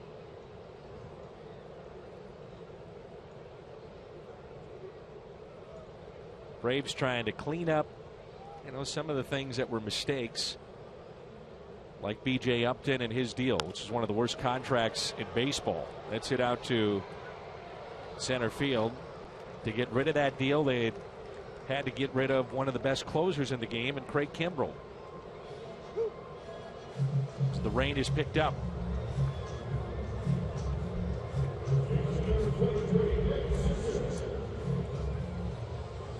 Well, in the locker room at fantasy camp, he was right by me, sitting right next to me and asking me for advice, and I don't blame him. Brian Jordan. I said, Brian, you made a nice play on me in center field. I really thought you went back on the ball well. We had a good chat about it. I'm sure he was smiling and laughing. He played along. No, he was taking it all in. Oh, was he? Yeah, really was. And hard not to like Brian Jordan. It's the best. Oh. Well, I don't know. I mean, if you're Gary Bennett, if you like him, he trucked Gary Bennett. Yeah, he sure did. They were both at the fantasy camp together, by the way. I asked both of them about that play. And what we're referring to is Brian Jordan was a member, I want to say the Dodgers, and Gary Bennett may have been with the Padres. Regardless, play at the plate, Brian Jordan, former safety in the NFL, and I mean, he absolutely destroyed Gary Bennett. I felt awful for Gary. He was injured after that. And I said, have you guys talked much about that? And he said, no. He said, it's just one of those things. It's kind of an unwritten rule between us. We're friends. We talk, but we don't talk about that. I learned that from Terry Pendleton about Roger McDowell. They're coaches together, but they don't talk about Terry's home run off of Roger in New York. We kind of laugh about it and think about it as fans, but that was a real life painful experience for one of the two in both of these cases, and they just as soon not think of it as a lighthearted thing. Brian Jordan's collision with, if you want to call it that, it was pretty one-sided, with Gary Bennett is one of the hardest hits I've ever seen in baseball.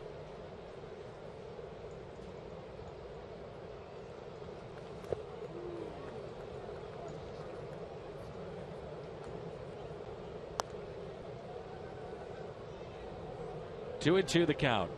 Jake Westbrook was here today at the ballpark. I saw him reconnecting with a lot of his former teammates.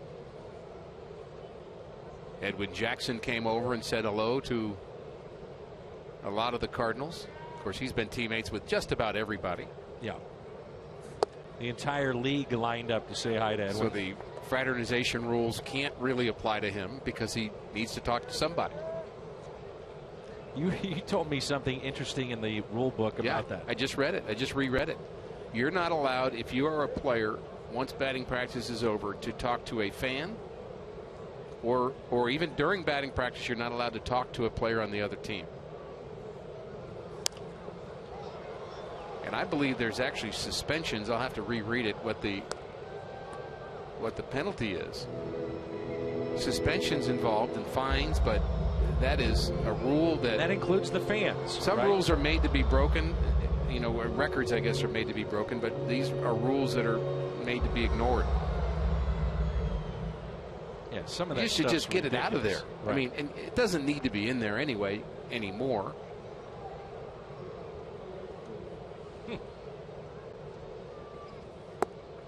Little bit low. By the way, you were fraternizing with Chip Carey earlier. I did, and that's in the rule book, page 98-24. Do not talk to the opposing broadcasters.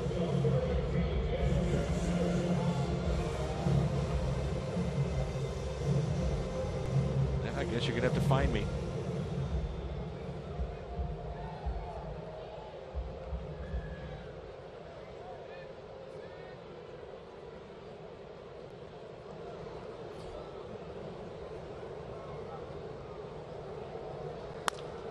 And a ground ball that's hit to short.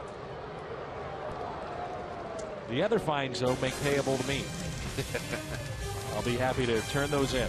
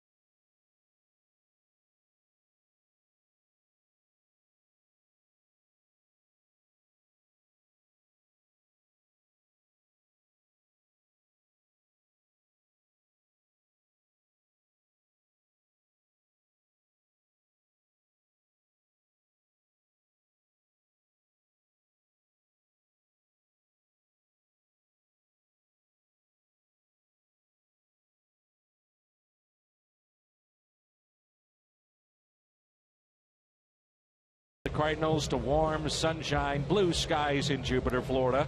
On your next Cardinals vacation. For more details, visit cardinals.com/vacations or call 1-800-892-7687.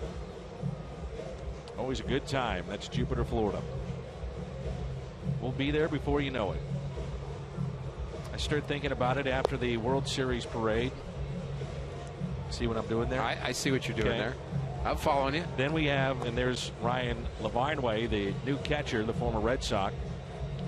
Then Thanksgiving comes around, and baseball's on my mind. It always is. Then Santa comes to my house. Well, winter meetings are around there. Baseball winter meetings. Trade talk. Arbitration hearings. I'm sure you're glued to every one of those. Oh, I'm all over arbitration hearings. More so than the free agency talk. And there's Adam Wainwright getting loose. And all of a sudden you have New Year's and you start thinking, okay, winter warm-up. Hot stove. Conversations about baseball 2016. You have Cardinals fantasy camps, of which there will be 2. Baseball writers dinner. And away we go. Greg Garcia has doubled tonight, 1 for 2. Brzezinski was hit by a pitch, so he's taken out of the game. Lavarnway is the new catcher.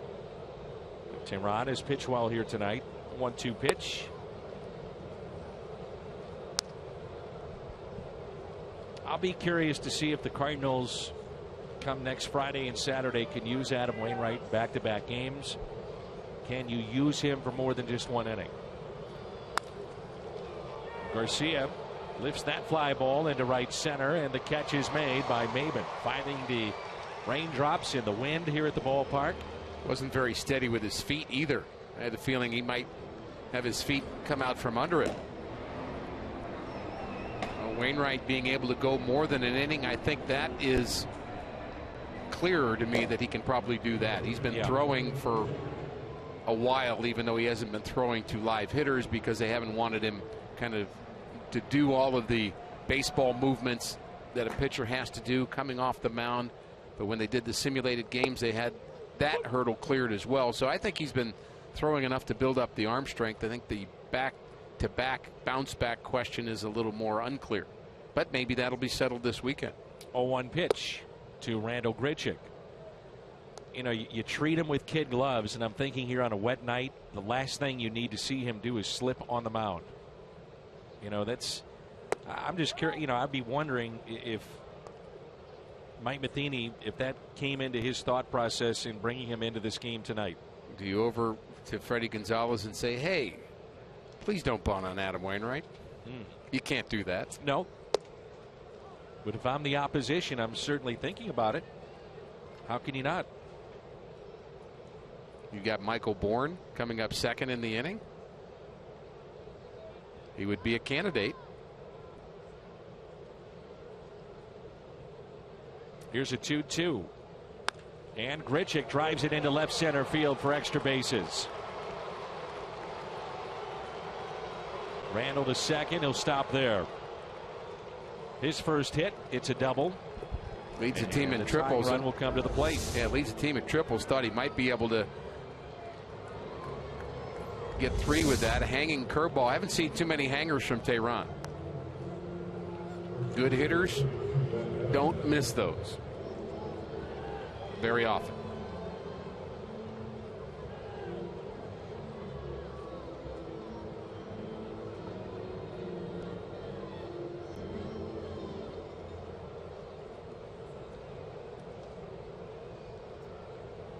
So the man at second is Randall Grichuk.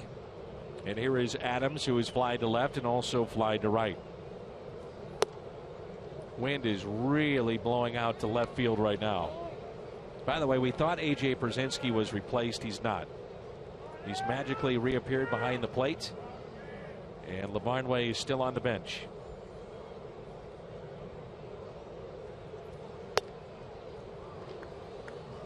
The flip side of what we were talking about with Adam Wainwright, Dan, is if Michael Bourne, if it's his best choice to bunt, and he does bunt, don't you have to find out whether Wainwright can do that anyway? I mean, if you're afraid of him fielding a bunt now, you wouldn't want him pitching in the postseason. Sure.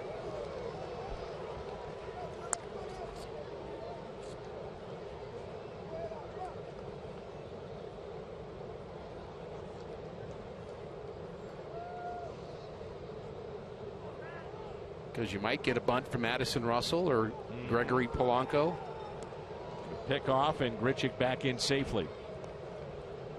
Or even just a simple situation where it's a sacrifice and he's got to be able to field his position, which by all accounts he passed all tests. Yes. So we shall see.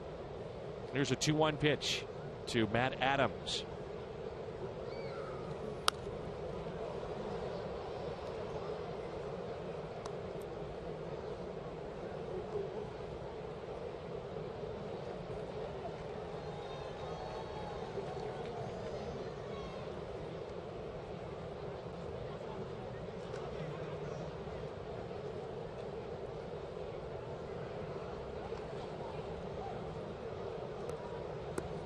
Two and two the count.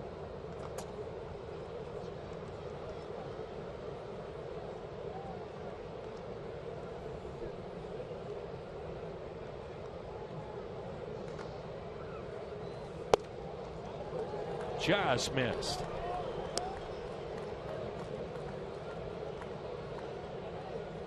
The Cardinals have won 10 of the last 11 games that Jaime Garcia has started. Be nice to get him off the hook. He pitched okay, went 4 innings, gave up a couple of runs, struck out 5 in his 4 innings of work. There's a broken bat. Watch out. It's flying into seats. Look out. Just get out of the way. Try to catch that. It's a bad idea.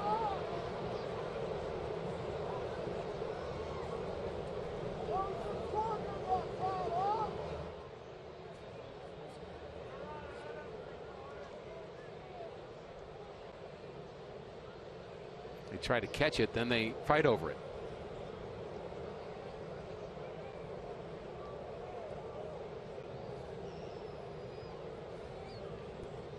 Grichuk, your runner at second base. Count is full on Adams.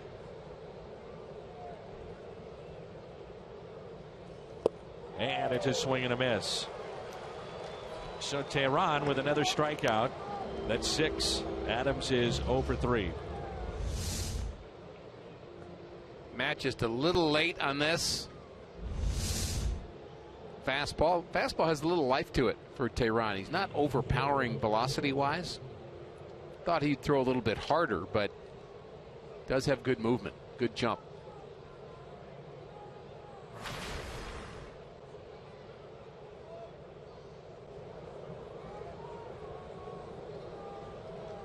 So with 2 outs, here is Reynolds. Gets a ball in the air, and it's a home run, and we've got a 2-2 game.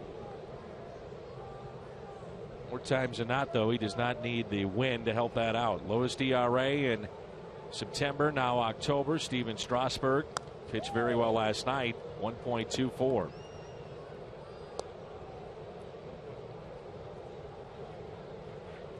Talk about getting hot at the right time. Clayton Kershaw would be in that category.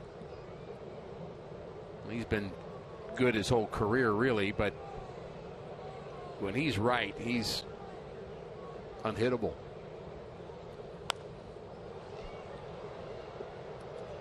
Going to be some pitching the first couple of games of that series, the Mets and the Dodgers. Syndergaard, DeGrom, Harvey, Greinke, Kershaw. You might have 2-1-0 games, first 2 games. Very well could.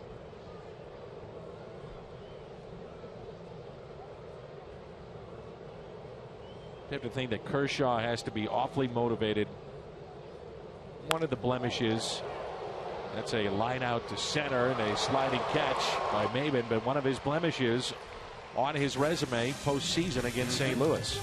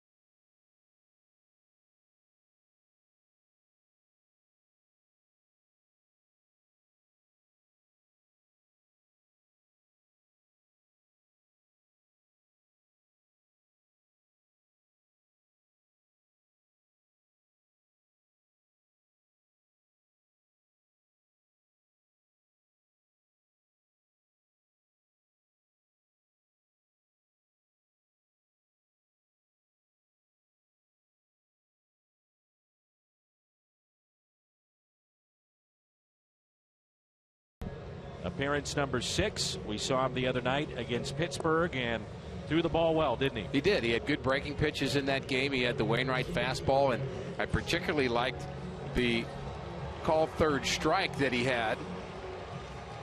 And that came, I believe it was against Ramirez. Who was that? He had Sean Rodriguez. Sean Rodriguez, that's who it was, late, and it was on the outside corner, and it had hop to it, it had bite to it, and it was as good a velocity as you're going to see from Adam Wainwright. You have a mind like a steel trap. Oh, you know that? You know, Ricky, I'll never forget. You know, once you know something, yep, you don't forget it. No, I don't, Ricky. I just wish you knew more. That hurt, Ricky. There's your alter ego voice coming out. Yes. That I have to hear. Why don't you do anything like that? No, sir. Oh, boy. Not with Adam Wainwright on the mound. No. This is too important and really great to celebrate, too. Wainwright has battled. He said he would be able to do this this season, and everybody, I mean everybody, said no chance. Never underestimate Adam Wainwright. Off the top of your head, I'd be curious if our viewers could think of one. I can't right now, and maybe I'm missing something that's really obvious. I was thinking about it earlier today. The Braves had a trade that has not worked out like the one with Wainwright. Ooh, there's a good curveball. I mean, Adam Wainwright, in this era of baseball, has turned out to be an ace. He's helped win a World Series as a closer. He's been, if not for Kershaw, Cy Young Award winner a couple of times. Now, they did get Eli Marrero back and J.D. Drew. Drew was here for 1 year, did not sign. And this is the one that got away. I'm just trying to think if there's one that's gotten away that maybe we're missing. Most of the time when you think of trades in the history of the Braves, you think of them as being very positive for them. John Smoltz for Doyle Alexander pops in your head.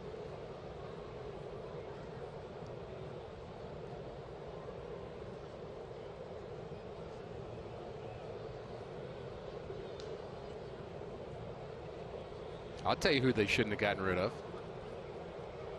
Maybe not the blockbuster in some ways, but when they got rid of Ken Daly, that was a mistake.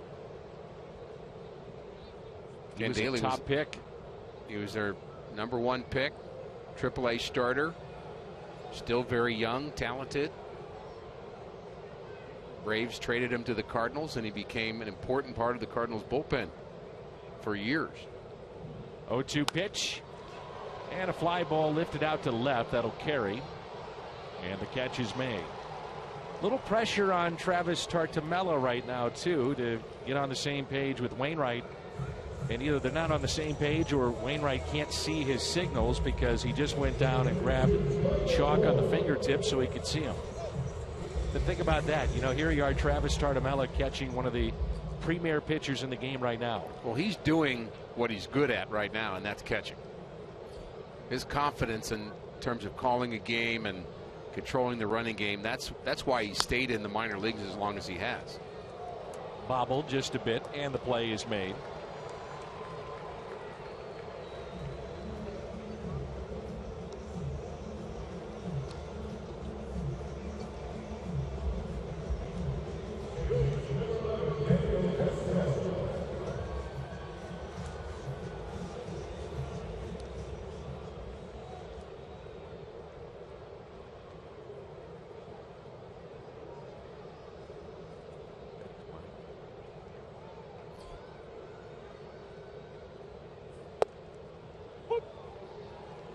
There's a cutter to Daniel Castro.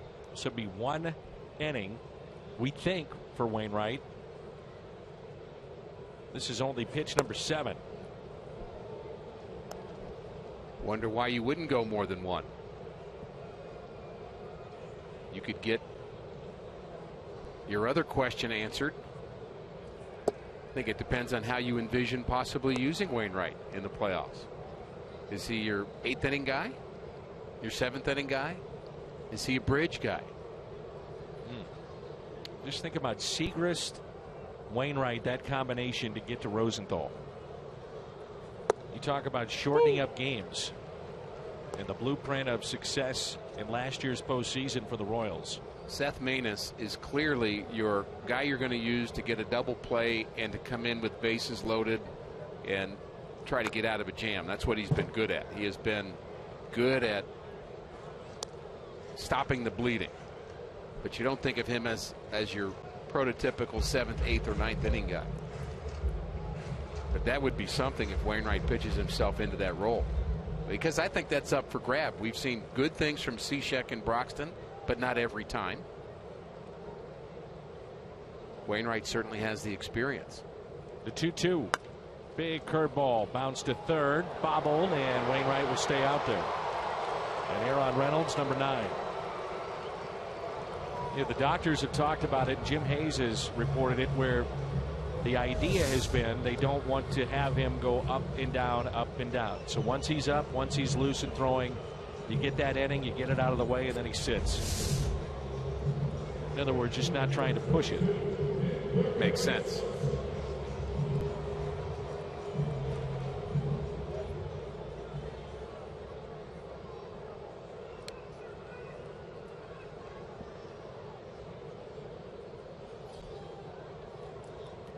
So Castro is aboard, and now it's Nick Marchakis following the air. Oh, I love to see that. A big bender. Oh, how good was that, huh? Vintage Wainwright, 12-6. He has not forgotten how to pitch. That's what stood out to me about the other night. You know, velocity was pretty good, but he was free and easy and painting. First time we saw him, he was throwing to a couple of Cardinal hitters, and they called it an amped up BP / simulated game. So it didn't really have a name, but he was throwing, and saw some video that some balls were up and flat with a couple of breaking balls. He wasn't sharp yet, but he's made tremendous improvements from that. That's just a week ago.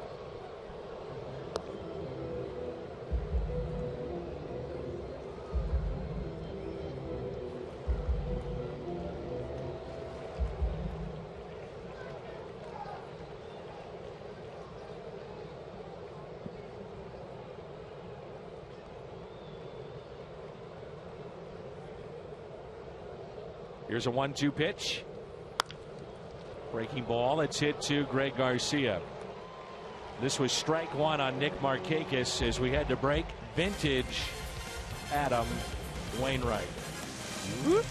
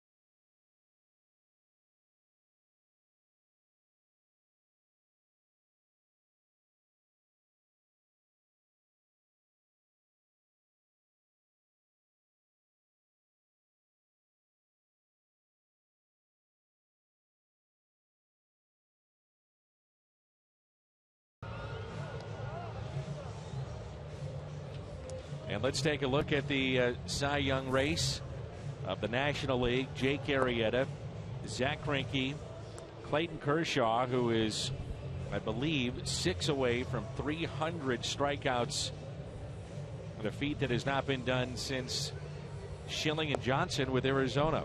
Give it to each one of them, and they can share it for 4 months.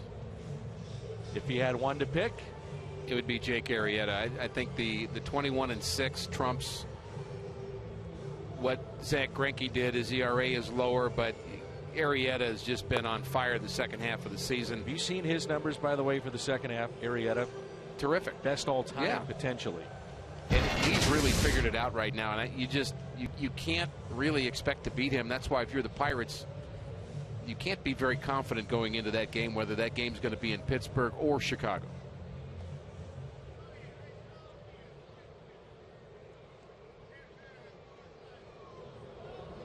Here is Brandon Moss.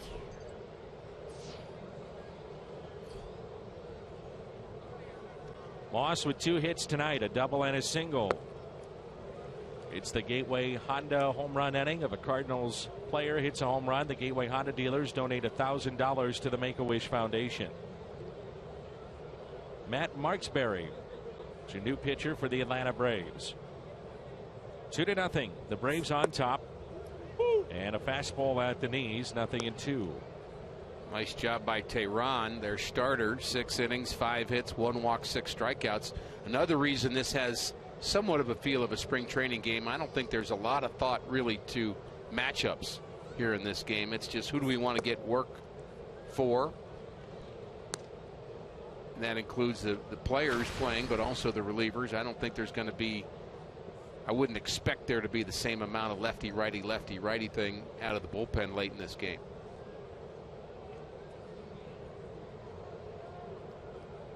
Shift is on for Moss, and the 1-2. The Atlanta Braves in this game, they have stranded 10 through 6 innings.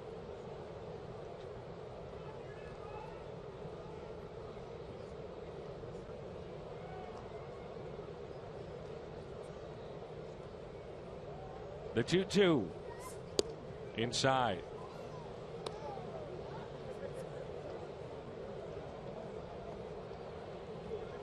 The story of Adam Wainwright is, you know, we use that term too much, unbelievable. Yeah. This one is. Yeah, I agree.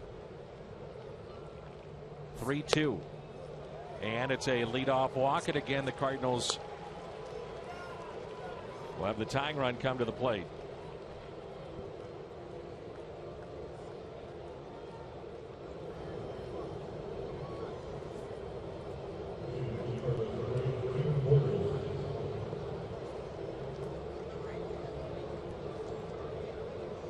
Peter Borges will be the pinch hitter, and a leadoff walk, and that'll be it for the lefty. So much for spring training. Right.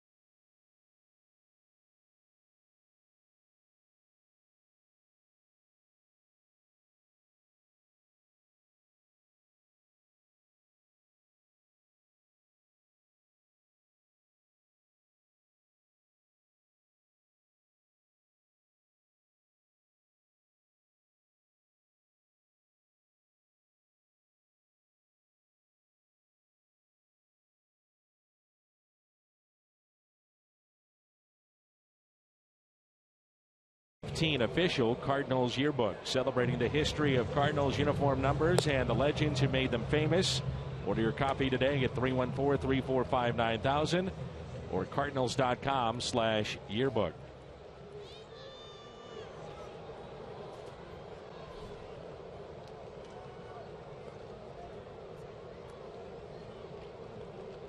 Sure, Chevy called to the pen, and Rick will tell you all about this new right-hander in for the Atlanta Braves. What I can tell you is he's right-handed and he's pitching to Peter Borges. There's a great breakdown of what you can expect from this righty. Well, what you can also expect is that he is not in their media guide, was not a minor league player for them, and is evidently not somebody they really know much about. There is no notes on Danny Barawa.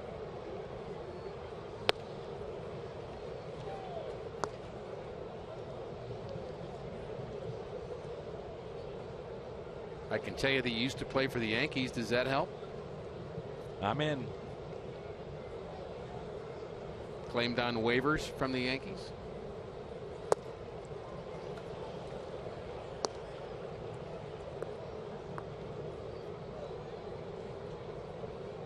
One and two the count. The intensity rises on this Friday night. We can build it, can't we? Oh, yeah.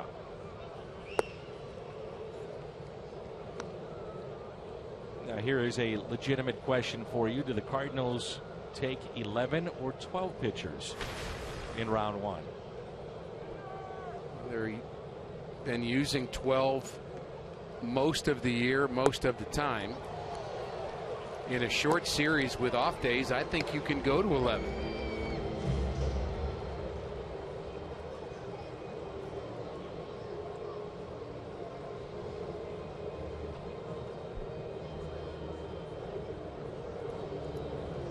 As we talked about, Dan, you really need 4 starters for a series. You don't need 5. And typically you'd put your 5th starter into the bullpen and make him your long guy. But if you're going to have off days, a couple of off days for those travel days in these short little home and away series, that creates more opportunity for rest for your pitchers. And you can also use different pitchers, by the way, in the next series. So you could conceivably say, if you're Mike Matheny, that I'm going to use different guys and go ahead and get a lot of innings out of them and give them rest the next series. I mean, you could do that. Not ideal, but no, certainly something you think about. I mean, you could make a legitimate case for, as we talked about, 29, 30, maybe even 31 guys being on that 25-man roster. And again, it's 25 men that you sign up and say, here we go. I think the sell to the 6 or 7 that deserve to be on the roster that you can't take because of numbers, I think that's going to be a sell job by John Mozeliak and Mike Matheny, that don't stop working because there's another series ahead, we hope. And we won't hesitate to consider you for that series. And a strike to Pete Kozma, who's lined out to short and walked to load the bases. Cardinals' best opportunity was in inning number 5. They had the bases loaded, nobody out. Jay bounced into a 1-2-3 double play, and then Pham struck out to end the threat. Here's a 3-1 pitch. Kozma to third. Out at second and safe at first. Good hustle by Pete to get down the line. They may review this.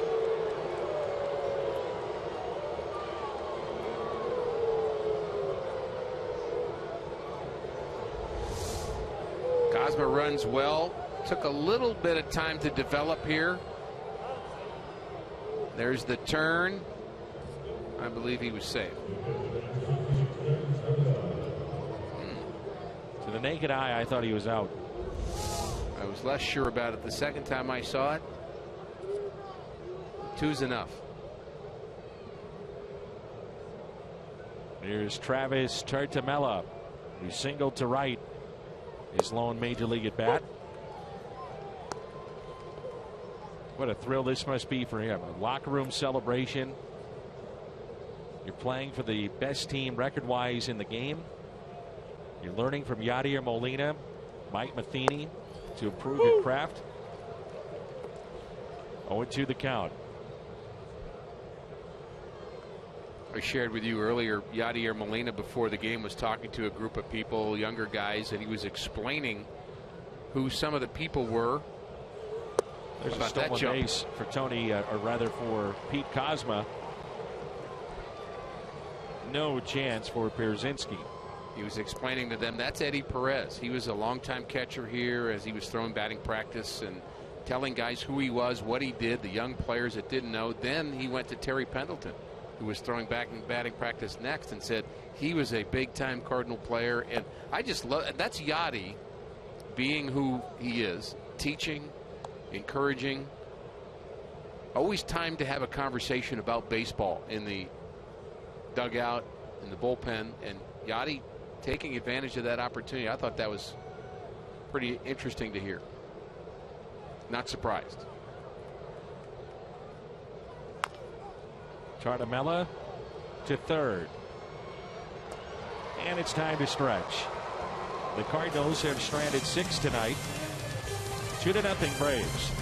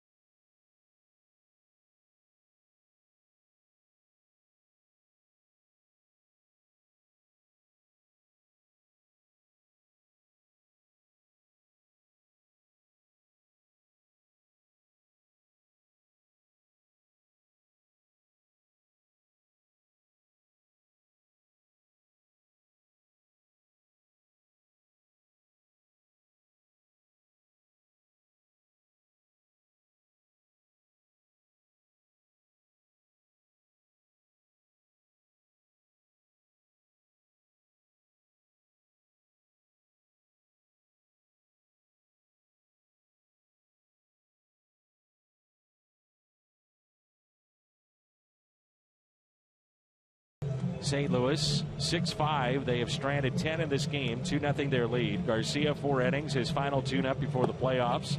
Moss 2 for 2 in the double. Tehran 6 innings, 5 hits, and Castro 2 for 4 with a home run. 7th inning stretch, and the great Charlie Daniels up on the video board here, entertaining the folks in Dixie.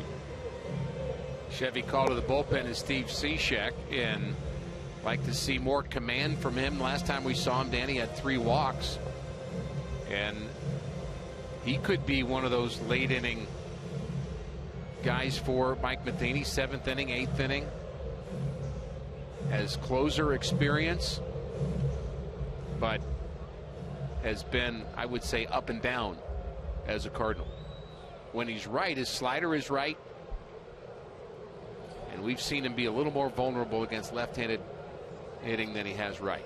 Here's Garcia showing bunt, and there's the slider and a strike. Sharp there.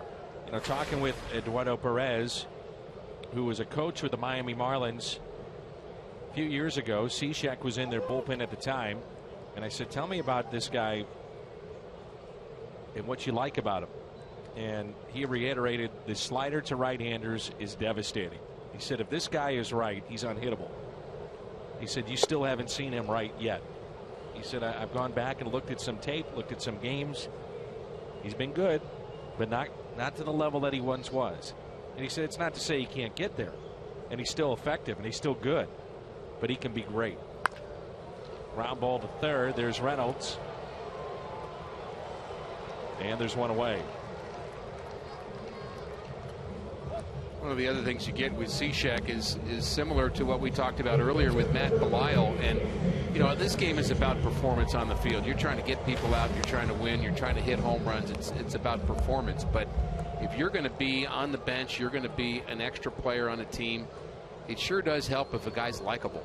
And you can put Carlos Villanueva, you can put Matt Belisle, you could put Steve Seashek, Peter Borges into this pile, and you've got four guys you'd like to live next door. I mean, they're just nice guys. They just are. And they're humble.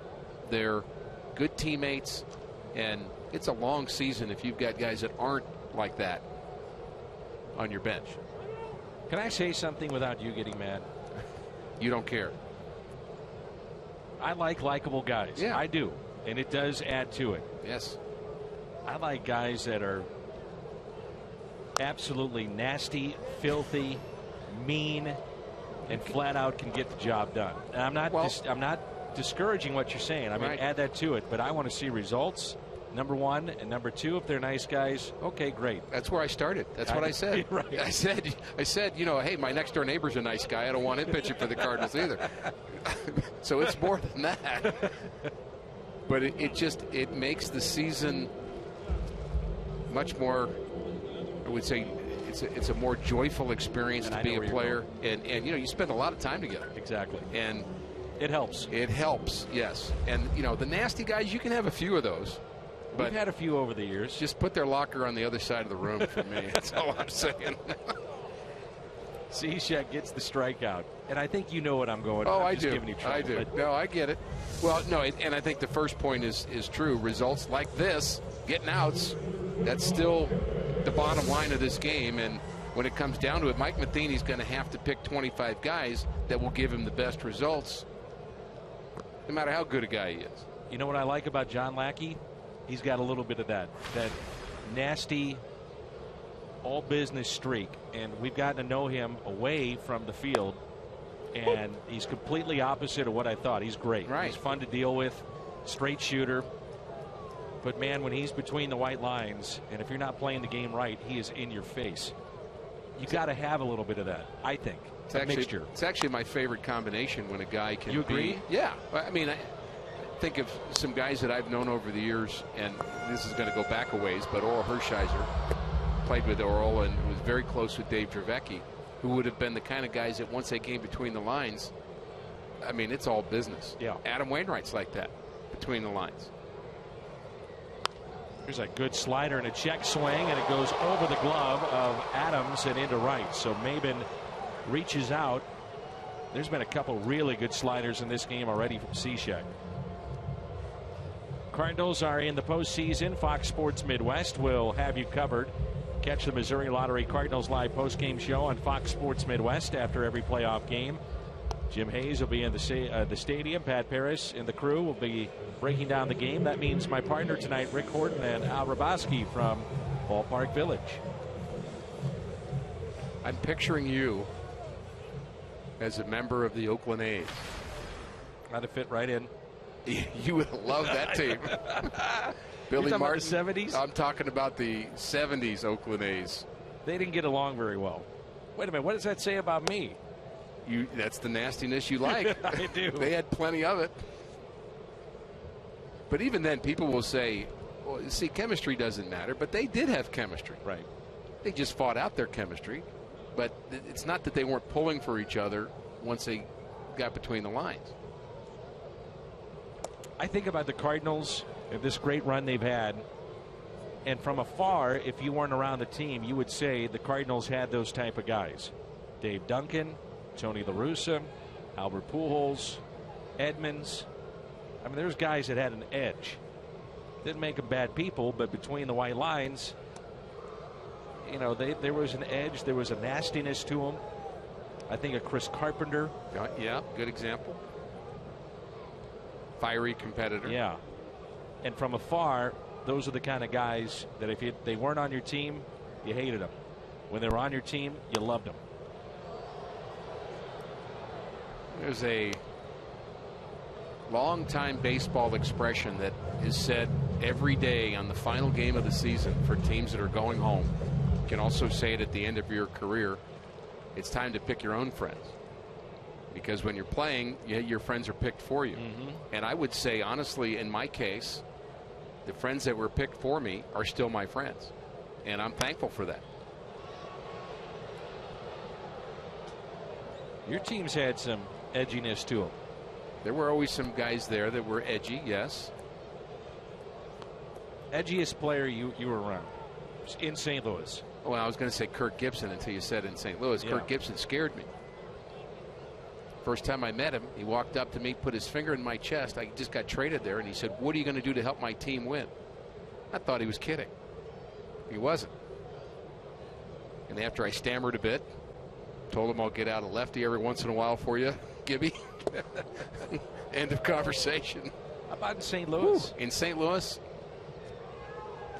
Well, Joaquin Andujar, the late Joaquin Andujar, was edgy in ways. Yeah. But kind-hearted, but volatile. How about Bob Forge? Bob Force was edgy when you didn't do things right.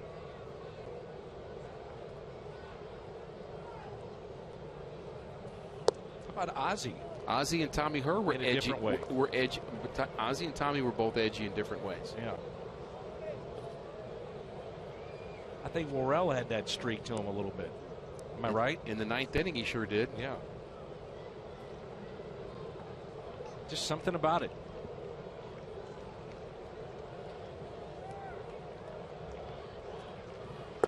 Yeah, I don't blame you on the Kirk Gibson thing. That would make me nervous too. So a walk following the base hit. 2 runners on here in the bottom of the 7th.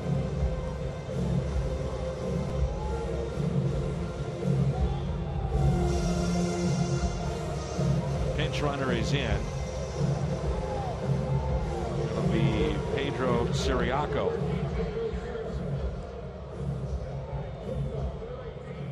I think La Russa drove the opposition crazy. Fan base, players, opposing managers. And he was okay with that. He could care less.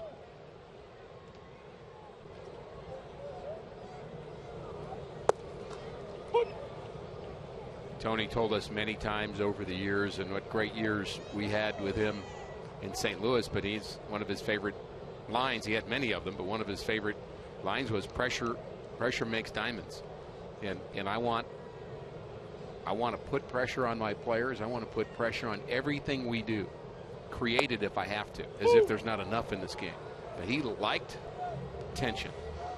And if it was picking a fight with the other team's manager, if it was saying something outrageous, if it was whatever it was, he was doing that with a purpose of creating edginess and tension because he thought players played better under those circumstances. Now, some would argue that, but that was his philosophy. Simmons strikes out. Seashek strands 2. Sends us to the 8th. 2-0 Atlanta.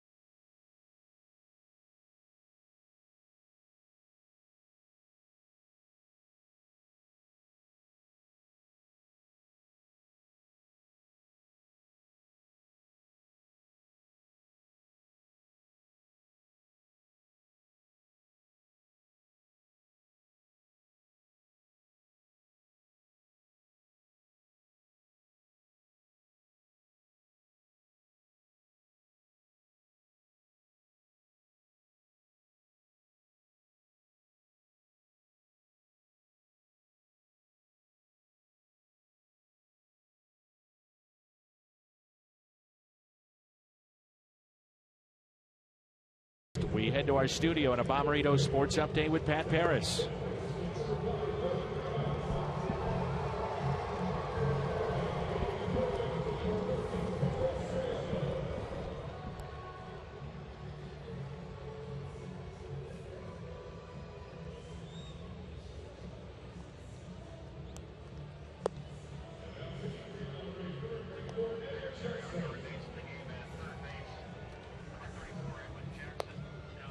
All right, Pat, thank you. Our Chevy call to the pen. Some would say Anthony Rizzo, MVP. I don't think he'd get it, but he'll get some votes for sure. He'll get some votes. Our Chevy call to the bullpen is the former Cardinal and many other teams, Edwin Jackson. Who, by the way, was with Chicago earlier this year. And talking about, and just finishing your point of what you were saying about guys that are good teammates, there were many that tweeted out and then talked with the reporters as Siriaco stays in the game at third. Freddie Freeman takes over at first base. That talked about what a great teammate Edwin Jackson is. Oh, yeah. Really struggled in his time with the Chicago Cubs. Horrible numbers, but a very good teammate. We found that to be true in 2011 with St. Louis. And that's the other point about our comment. And, you know, we're talking about whether or not you want a guy that's a good teammate, easy to get along with. I mean, it's one thing if you're the star player on the team and you're hitting 40 home runs or you're winning 20 games. You know, guys will overlook some offenses. But if you're not that guy, no, they're not going to overlook it. They'll find another team for you. They'll find the flaws, won't they? Little things that you may do that drive everybody else crazy. You trying to tell me something? Well, no, not with you specifically. You're a good teammate, Rick. I was just being a little sensitive there, but thank you. Well, the team that just left here, though, is dealing with that with Jonathan Papelbon and Bryce Harper. Yeah, it's a good example. So there's your nasty. Is that what you want? Well, some guys. I mean, there's part of you that says, okay, these guys care. Part of you, but part of me does. But you know what happens at the end of that? They go into the clubhouse, and you got the 7 guys that back Harper, and you've got the 7 guys or 6 guys or maybe 2 guys that back Papelbon, and now you've got division on your team. That's where it's a problem. Here is Garcia. Let me ask you, a former reliever, former pitcher, primarily a bullpen guy, Papelbon, a bullpen guy, calling out what is an everyday player. Some believe that that's not the place for a pitcher to call out a position player. Where do you stand on that? I think that's, well, I was going to say a more pejorative word. I don't think that's right. I just don't think it's, I think it has more to do with the messenger himself, whether he's a pitcher, coach, starting pitcher, reliever. I don't think that makes a difference. Honestly, if there's something that's not going right in a game and you have the position to say it. Now, I don't know what Papelbon's position. He hadn't been there very long with that team. My guess is he didn't have it. Just guessing from the outside. But Bob Forsch, in a legendary conversation with Cardinal outfielder Andy Van Slyke, made an important point to him because he had the moral high ground to do that. Andy was flipping his glove in right field, making plays one-handed, and Bob Forsch met him at the top step of the dugout and said, you can do that, but don't ever come back to the clubhouse if you drop one. And he got in his face on the field as he came in from doing it from the outfield, and so that's become kind of a, now there are different versions of that story, but that's the summary of it. But Bob had the moral high ground to be able to do that, and Andy had the respect for Bob to be able to listen to him. And take it in and say, well, maybe I need to evaluate what I'm doing. My point is that's a young outfielder and a veteran pitcher. Different guys, though. One swing of the bat, this game is tied. This is Randal Grichuk at the plate. Grichuk tonight has doubled to left center, grounded out to first, and struck out.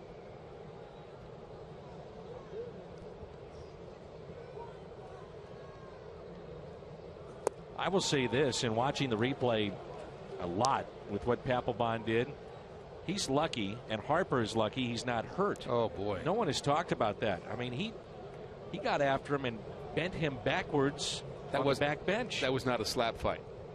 No. And Grichuk is swing and a miss. So Jackson gets his first strikeout, and it brings in Matt Adams. I mean, could you imagine if the MVP is hurt? I mean, he's having one of the great seasons ever in the history of the game. Well, let's be clear about this and not naive enough to think that those things don't happen all the time inside the clubhouse. And I'm not sure they happen as much anymore. But over the years, there have been plenty of tussles among teammates on airplanes, in hotels, in clubhouses. But when it's in the dugout in full view of everybody, I think that's the bigger problem with that as far as I'm concerned. The next to Adams is a fastball outside. The paid attendance 24,481, 24481.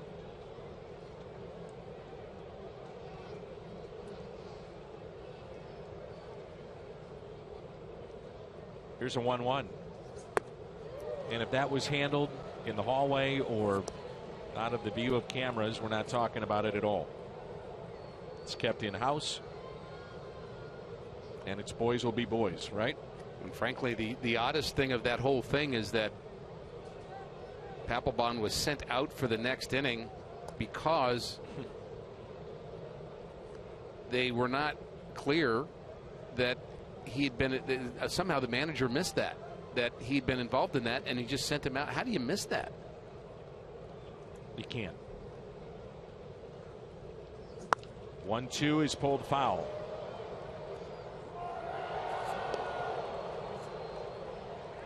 Matt Williams, the manager of the Washington Nationals, and he said, if I would have known, there was no way I would have sent Papelbon out there, but it's in your dugout. How do you not see that? Or how does a coach not tell you? Or something. Yeah. Odd. A bench coach, I mean, something. And the 1-2 is hit out to center field. Edwin Jackson, a scoreless 8th inning. 2-0. The Atlanta Braves have the lead in game 1.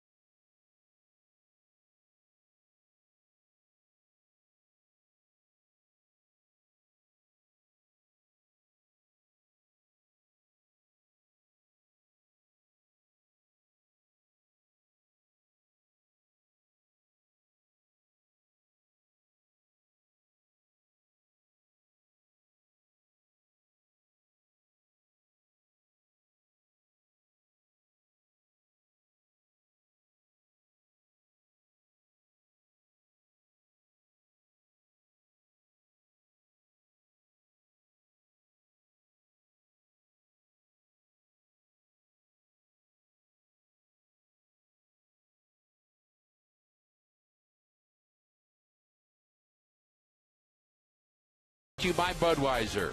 Make a plan to make it home. And by Ford, the official cars and trucks of the St. Louis Cardinals. A lot of rain here in Atlanta all day long. So far, it's been a pitcher's duel here in game 1 of this final series of the 2015 regular season. Randy Choate will have the bottom of the 8th inning. He is pitcher number 5 for St. Louis. And he'll have 9-1-2, and it'll start with Freddie Freeman. A couple of lefties in Freeman and Bourne. Choate, our Chevy call to the bullpen, appearance number 71 for him. And he has struggled lately, and could be an important outing for him here tonight in Atlanta. You think about Tyler Lyons and how well he pitched his last time out. Boy, I didn't see that coming. Did you? That start that he had against Pittsburgh? Well, I was hoping for it. I was rooting for it, but I didn't expect it. Yeah. To be honest. He was great. Pittsburgh's got a good team, but Tyler Lyons has wipeout stuff with his breaking pitches when he's right. That's what makes him different. When his breaking pitch is on, actually both of them, curveball and slider, especially when both of them are on. I mean, he can be nasty.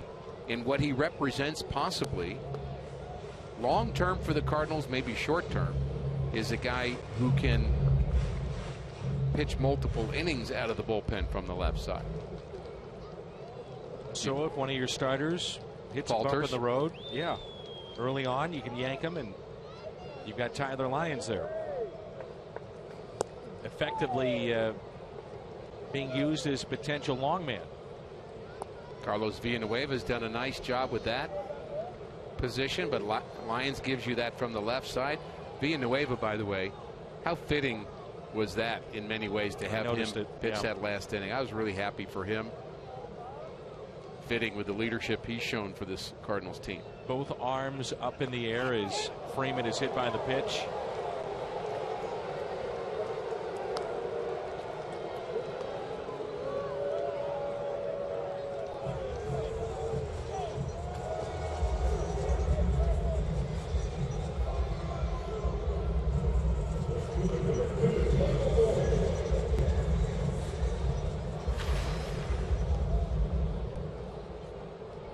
The inconsistency of Randy Choate really comes back to his slider. When his slider is right from that funky arm angle, lefties just can't touch it.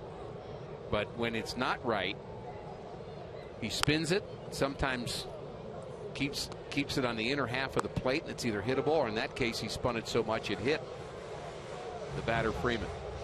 Sure, this has been a frustrating run for Randy Choate, and it happens every September.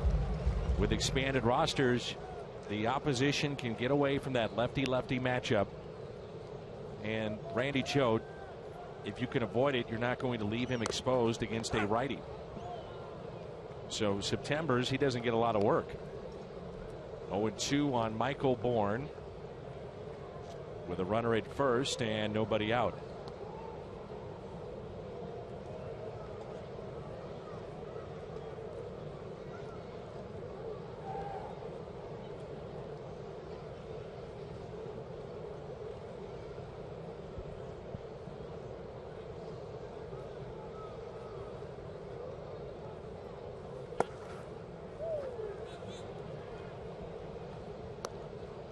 Think about some of the takeaways of this game. That's not over yet. We're just in the bottom of the 8th inning. Cardinals have one more shot in the top of the 9th. But some of the big picture takeaways here is you've had a chance to get Grichuk in a game. 4 full at-bats, 1 for 4. You've got him out there playing defense for a solid 9. That's a good thing.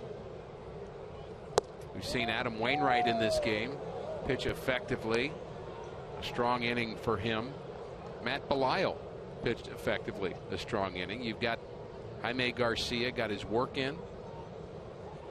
Wasn't the best of Jaime Garcia, but he got his 4 innings in, and as a tune-up were the words I think you used. I think good words. Brandon Moss. Matt Adams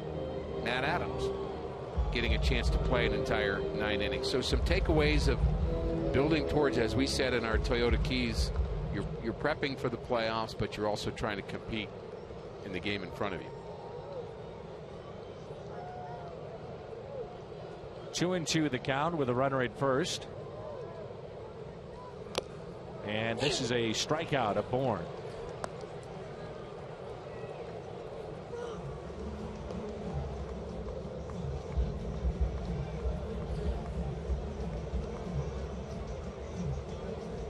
Mike Matheny will go to his bullpen. Jonathan Broxton coming on when we come back.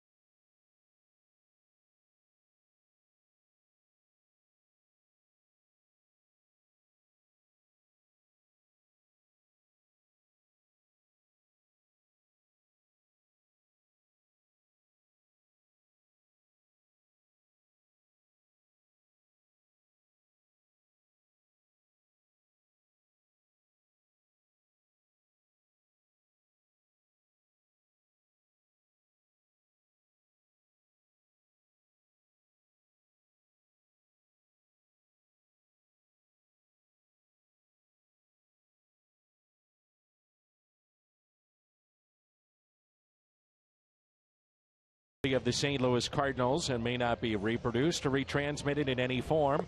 And the accounts and descriptions of this game may not be disseminated without the express written consent of the St. Louis Cardinals. So Randy Choate hits a man and gets one out. A runner at first base, and Jonathan Broxton will take over in our Chevy call to the pen.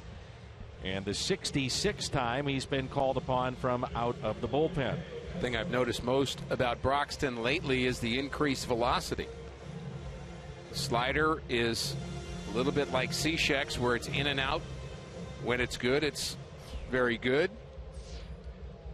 But I like seeing that velocity come back. Here is Daniel Castro. A solo home run back in the third. He is also singled and reached on an error along with a strikeout. And a ground ball that is fair past the diving Adams.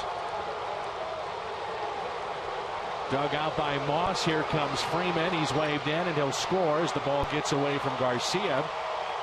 And that'll be a triple for Daniel Castro, who's now a double away from the cycle.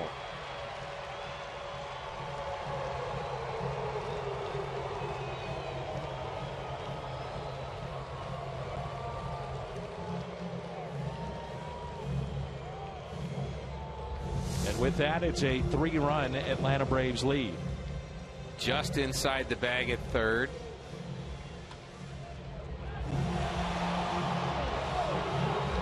Freeman's able to score from first. Took some time for the Cardinals to get that out of the corner and get it to the plate, but I think there was much of a chance of getting him anyway.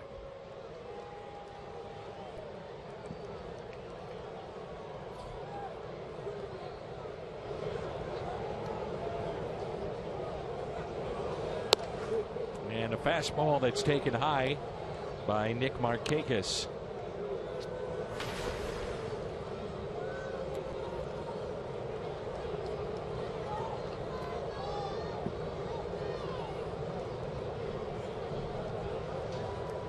Castro at 5'11", 175 has been the strongest guy in the field today. There's that slider. 1 ball, 1 strike.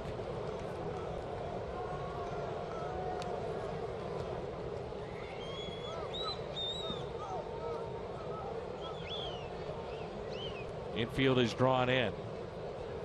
Braves about hit the Cardinals 8-5 and they lead 3-0. Marchakis did not like that call. So the next time we see the Braves after this series is through, a couple of times in spring training, they train at Disney, the Cardinals in Jupiter, and then we'll be here first month of the season. That could be it for a long time.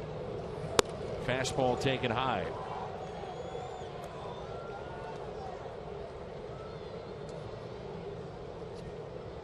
It'll be fascinating to watch the rebuilding of the Braves. How long it takes. Does the stadium give them some new life, some new energy? How does the fan base respond?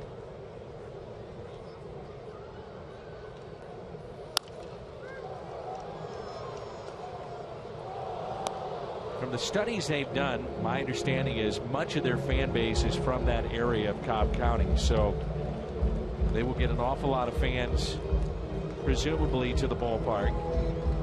One of the big question marks, if not the biggest, is traffic in that area.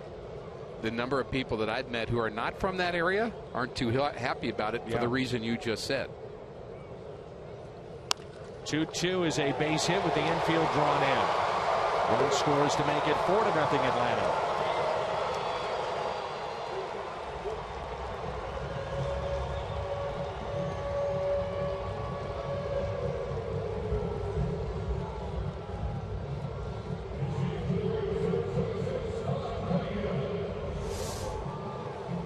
Tony Cruz asking for this pitch low. He wants it low. Gives the low target, and the ball's up. That's the breaking ball that floats as opposed to the one that's sharp with the downward movement.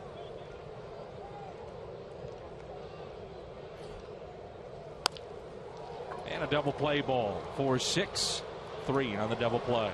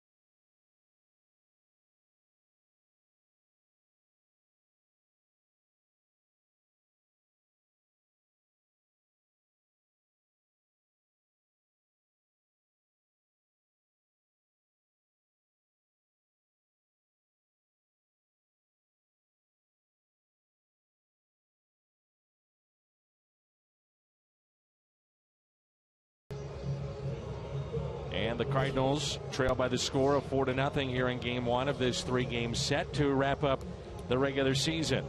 Mark Reynolds will lead it off. Then we'll see Brandon Moss.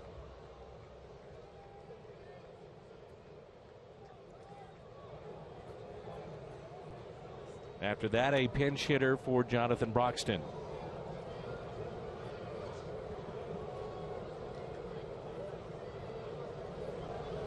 And the first pitch to Reynolds is on the way.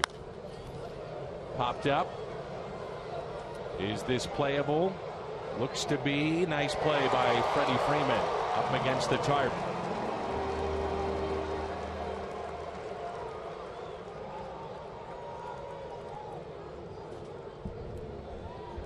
Castro is our player of the game. Young man is just a hit away from the cycle. Home run, single. And it was a double and an air. So he is a triple away from the cycle, and our Budweiser player of the game.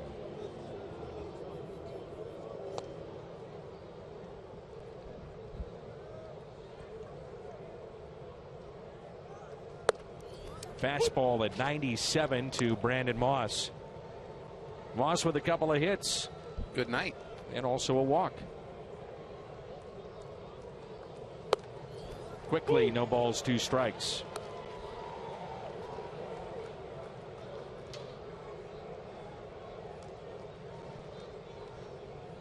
Here's the 0-2. And again, back-to-back pitches at 99 miles an hour.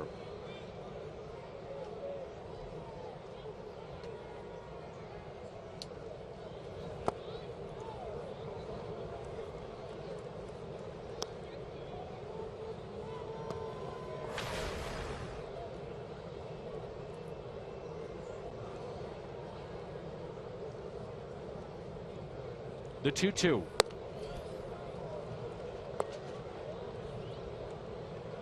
John Lackey tomorrow, 13-9 against Shelby Miller.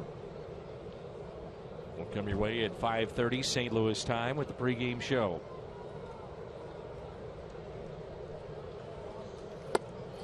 And Moss on base for the 4th time tonight.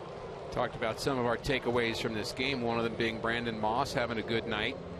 Frankly, Dan, I think one of the other takeaways to be happy about, we mentioned Wainwright, Garcia, others, Belisle, but the fact that you're able to get this game in without taxing the team unnecessarily regarding the weather. Good point. And we weren't so sure about that a couple of hours ago.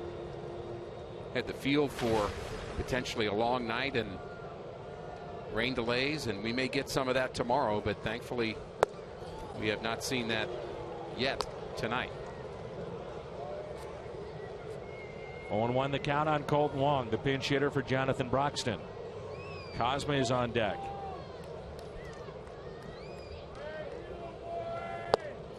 Oh, 0-2.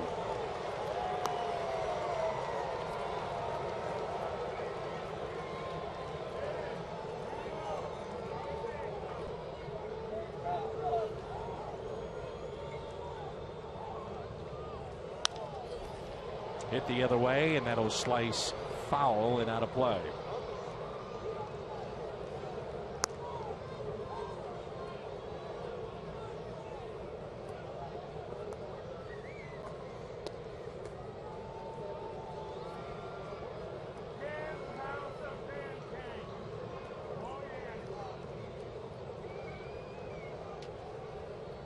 And an 0-2 pitch to Colton Wong.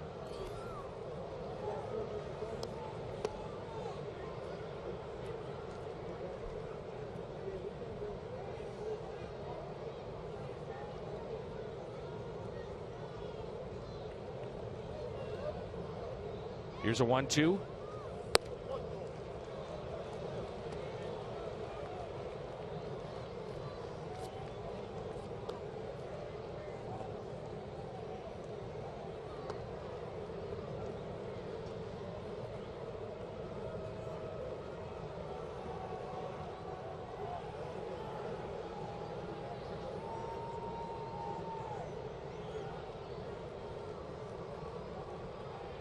The 2-2 spoiled by Wong.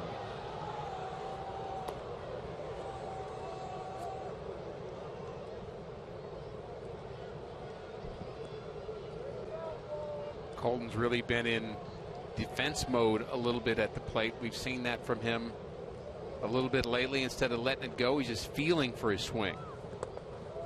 That ball scoots away. So advancing Moss to second base.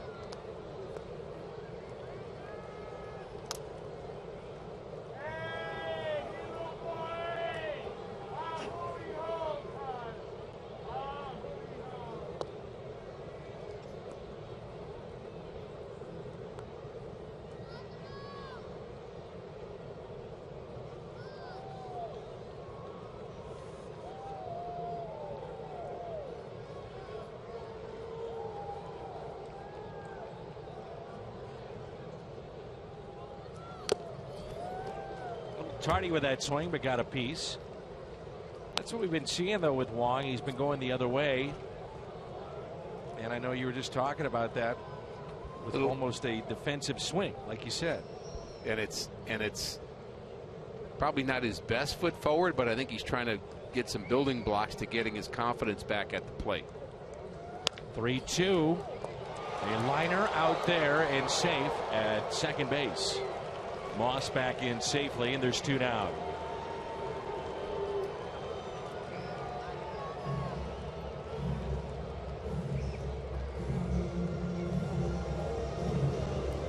We have a moment. Want to thank the guys in the truck.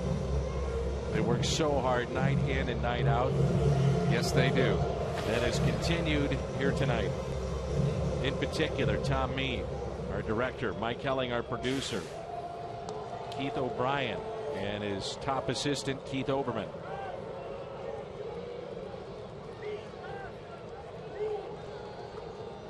So 2 outs and a runner at second base. And strike 1 to Pete Cosmo.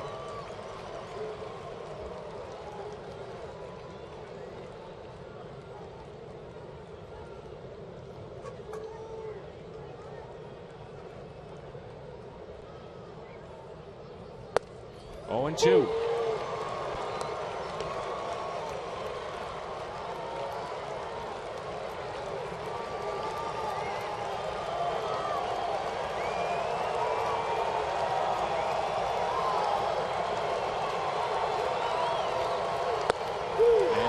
Third strike, and this game is over. Cosma strikes out. 4-0 our final. Not the Cardinals' best, but certainly some good things when you look at the work of Adam Wainwright out of the bullpen for the Cardinals. Brandon Moss on base all 4 times tonight in a game that clearly the Cardinals didn't need to win. You still want to win them all. At least they get through this without injuries. Randall Grichuk plays a full 9, as does Matt Adams. On to the postgame show. 4-0 our final.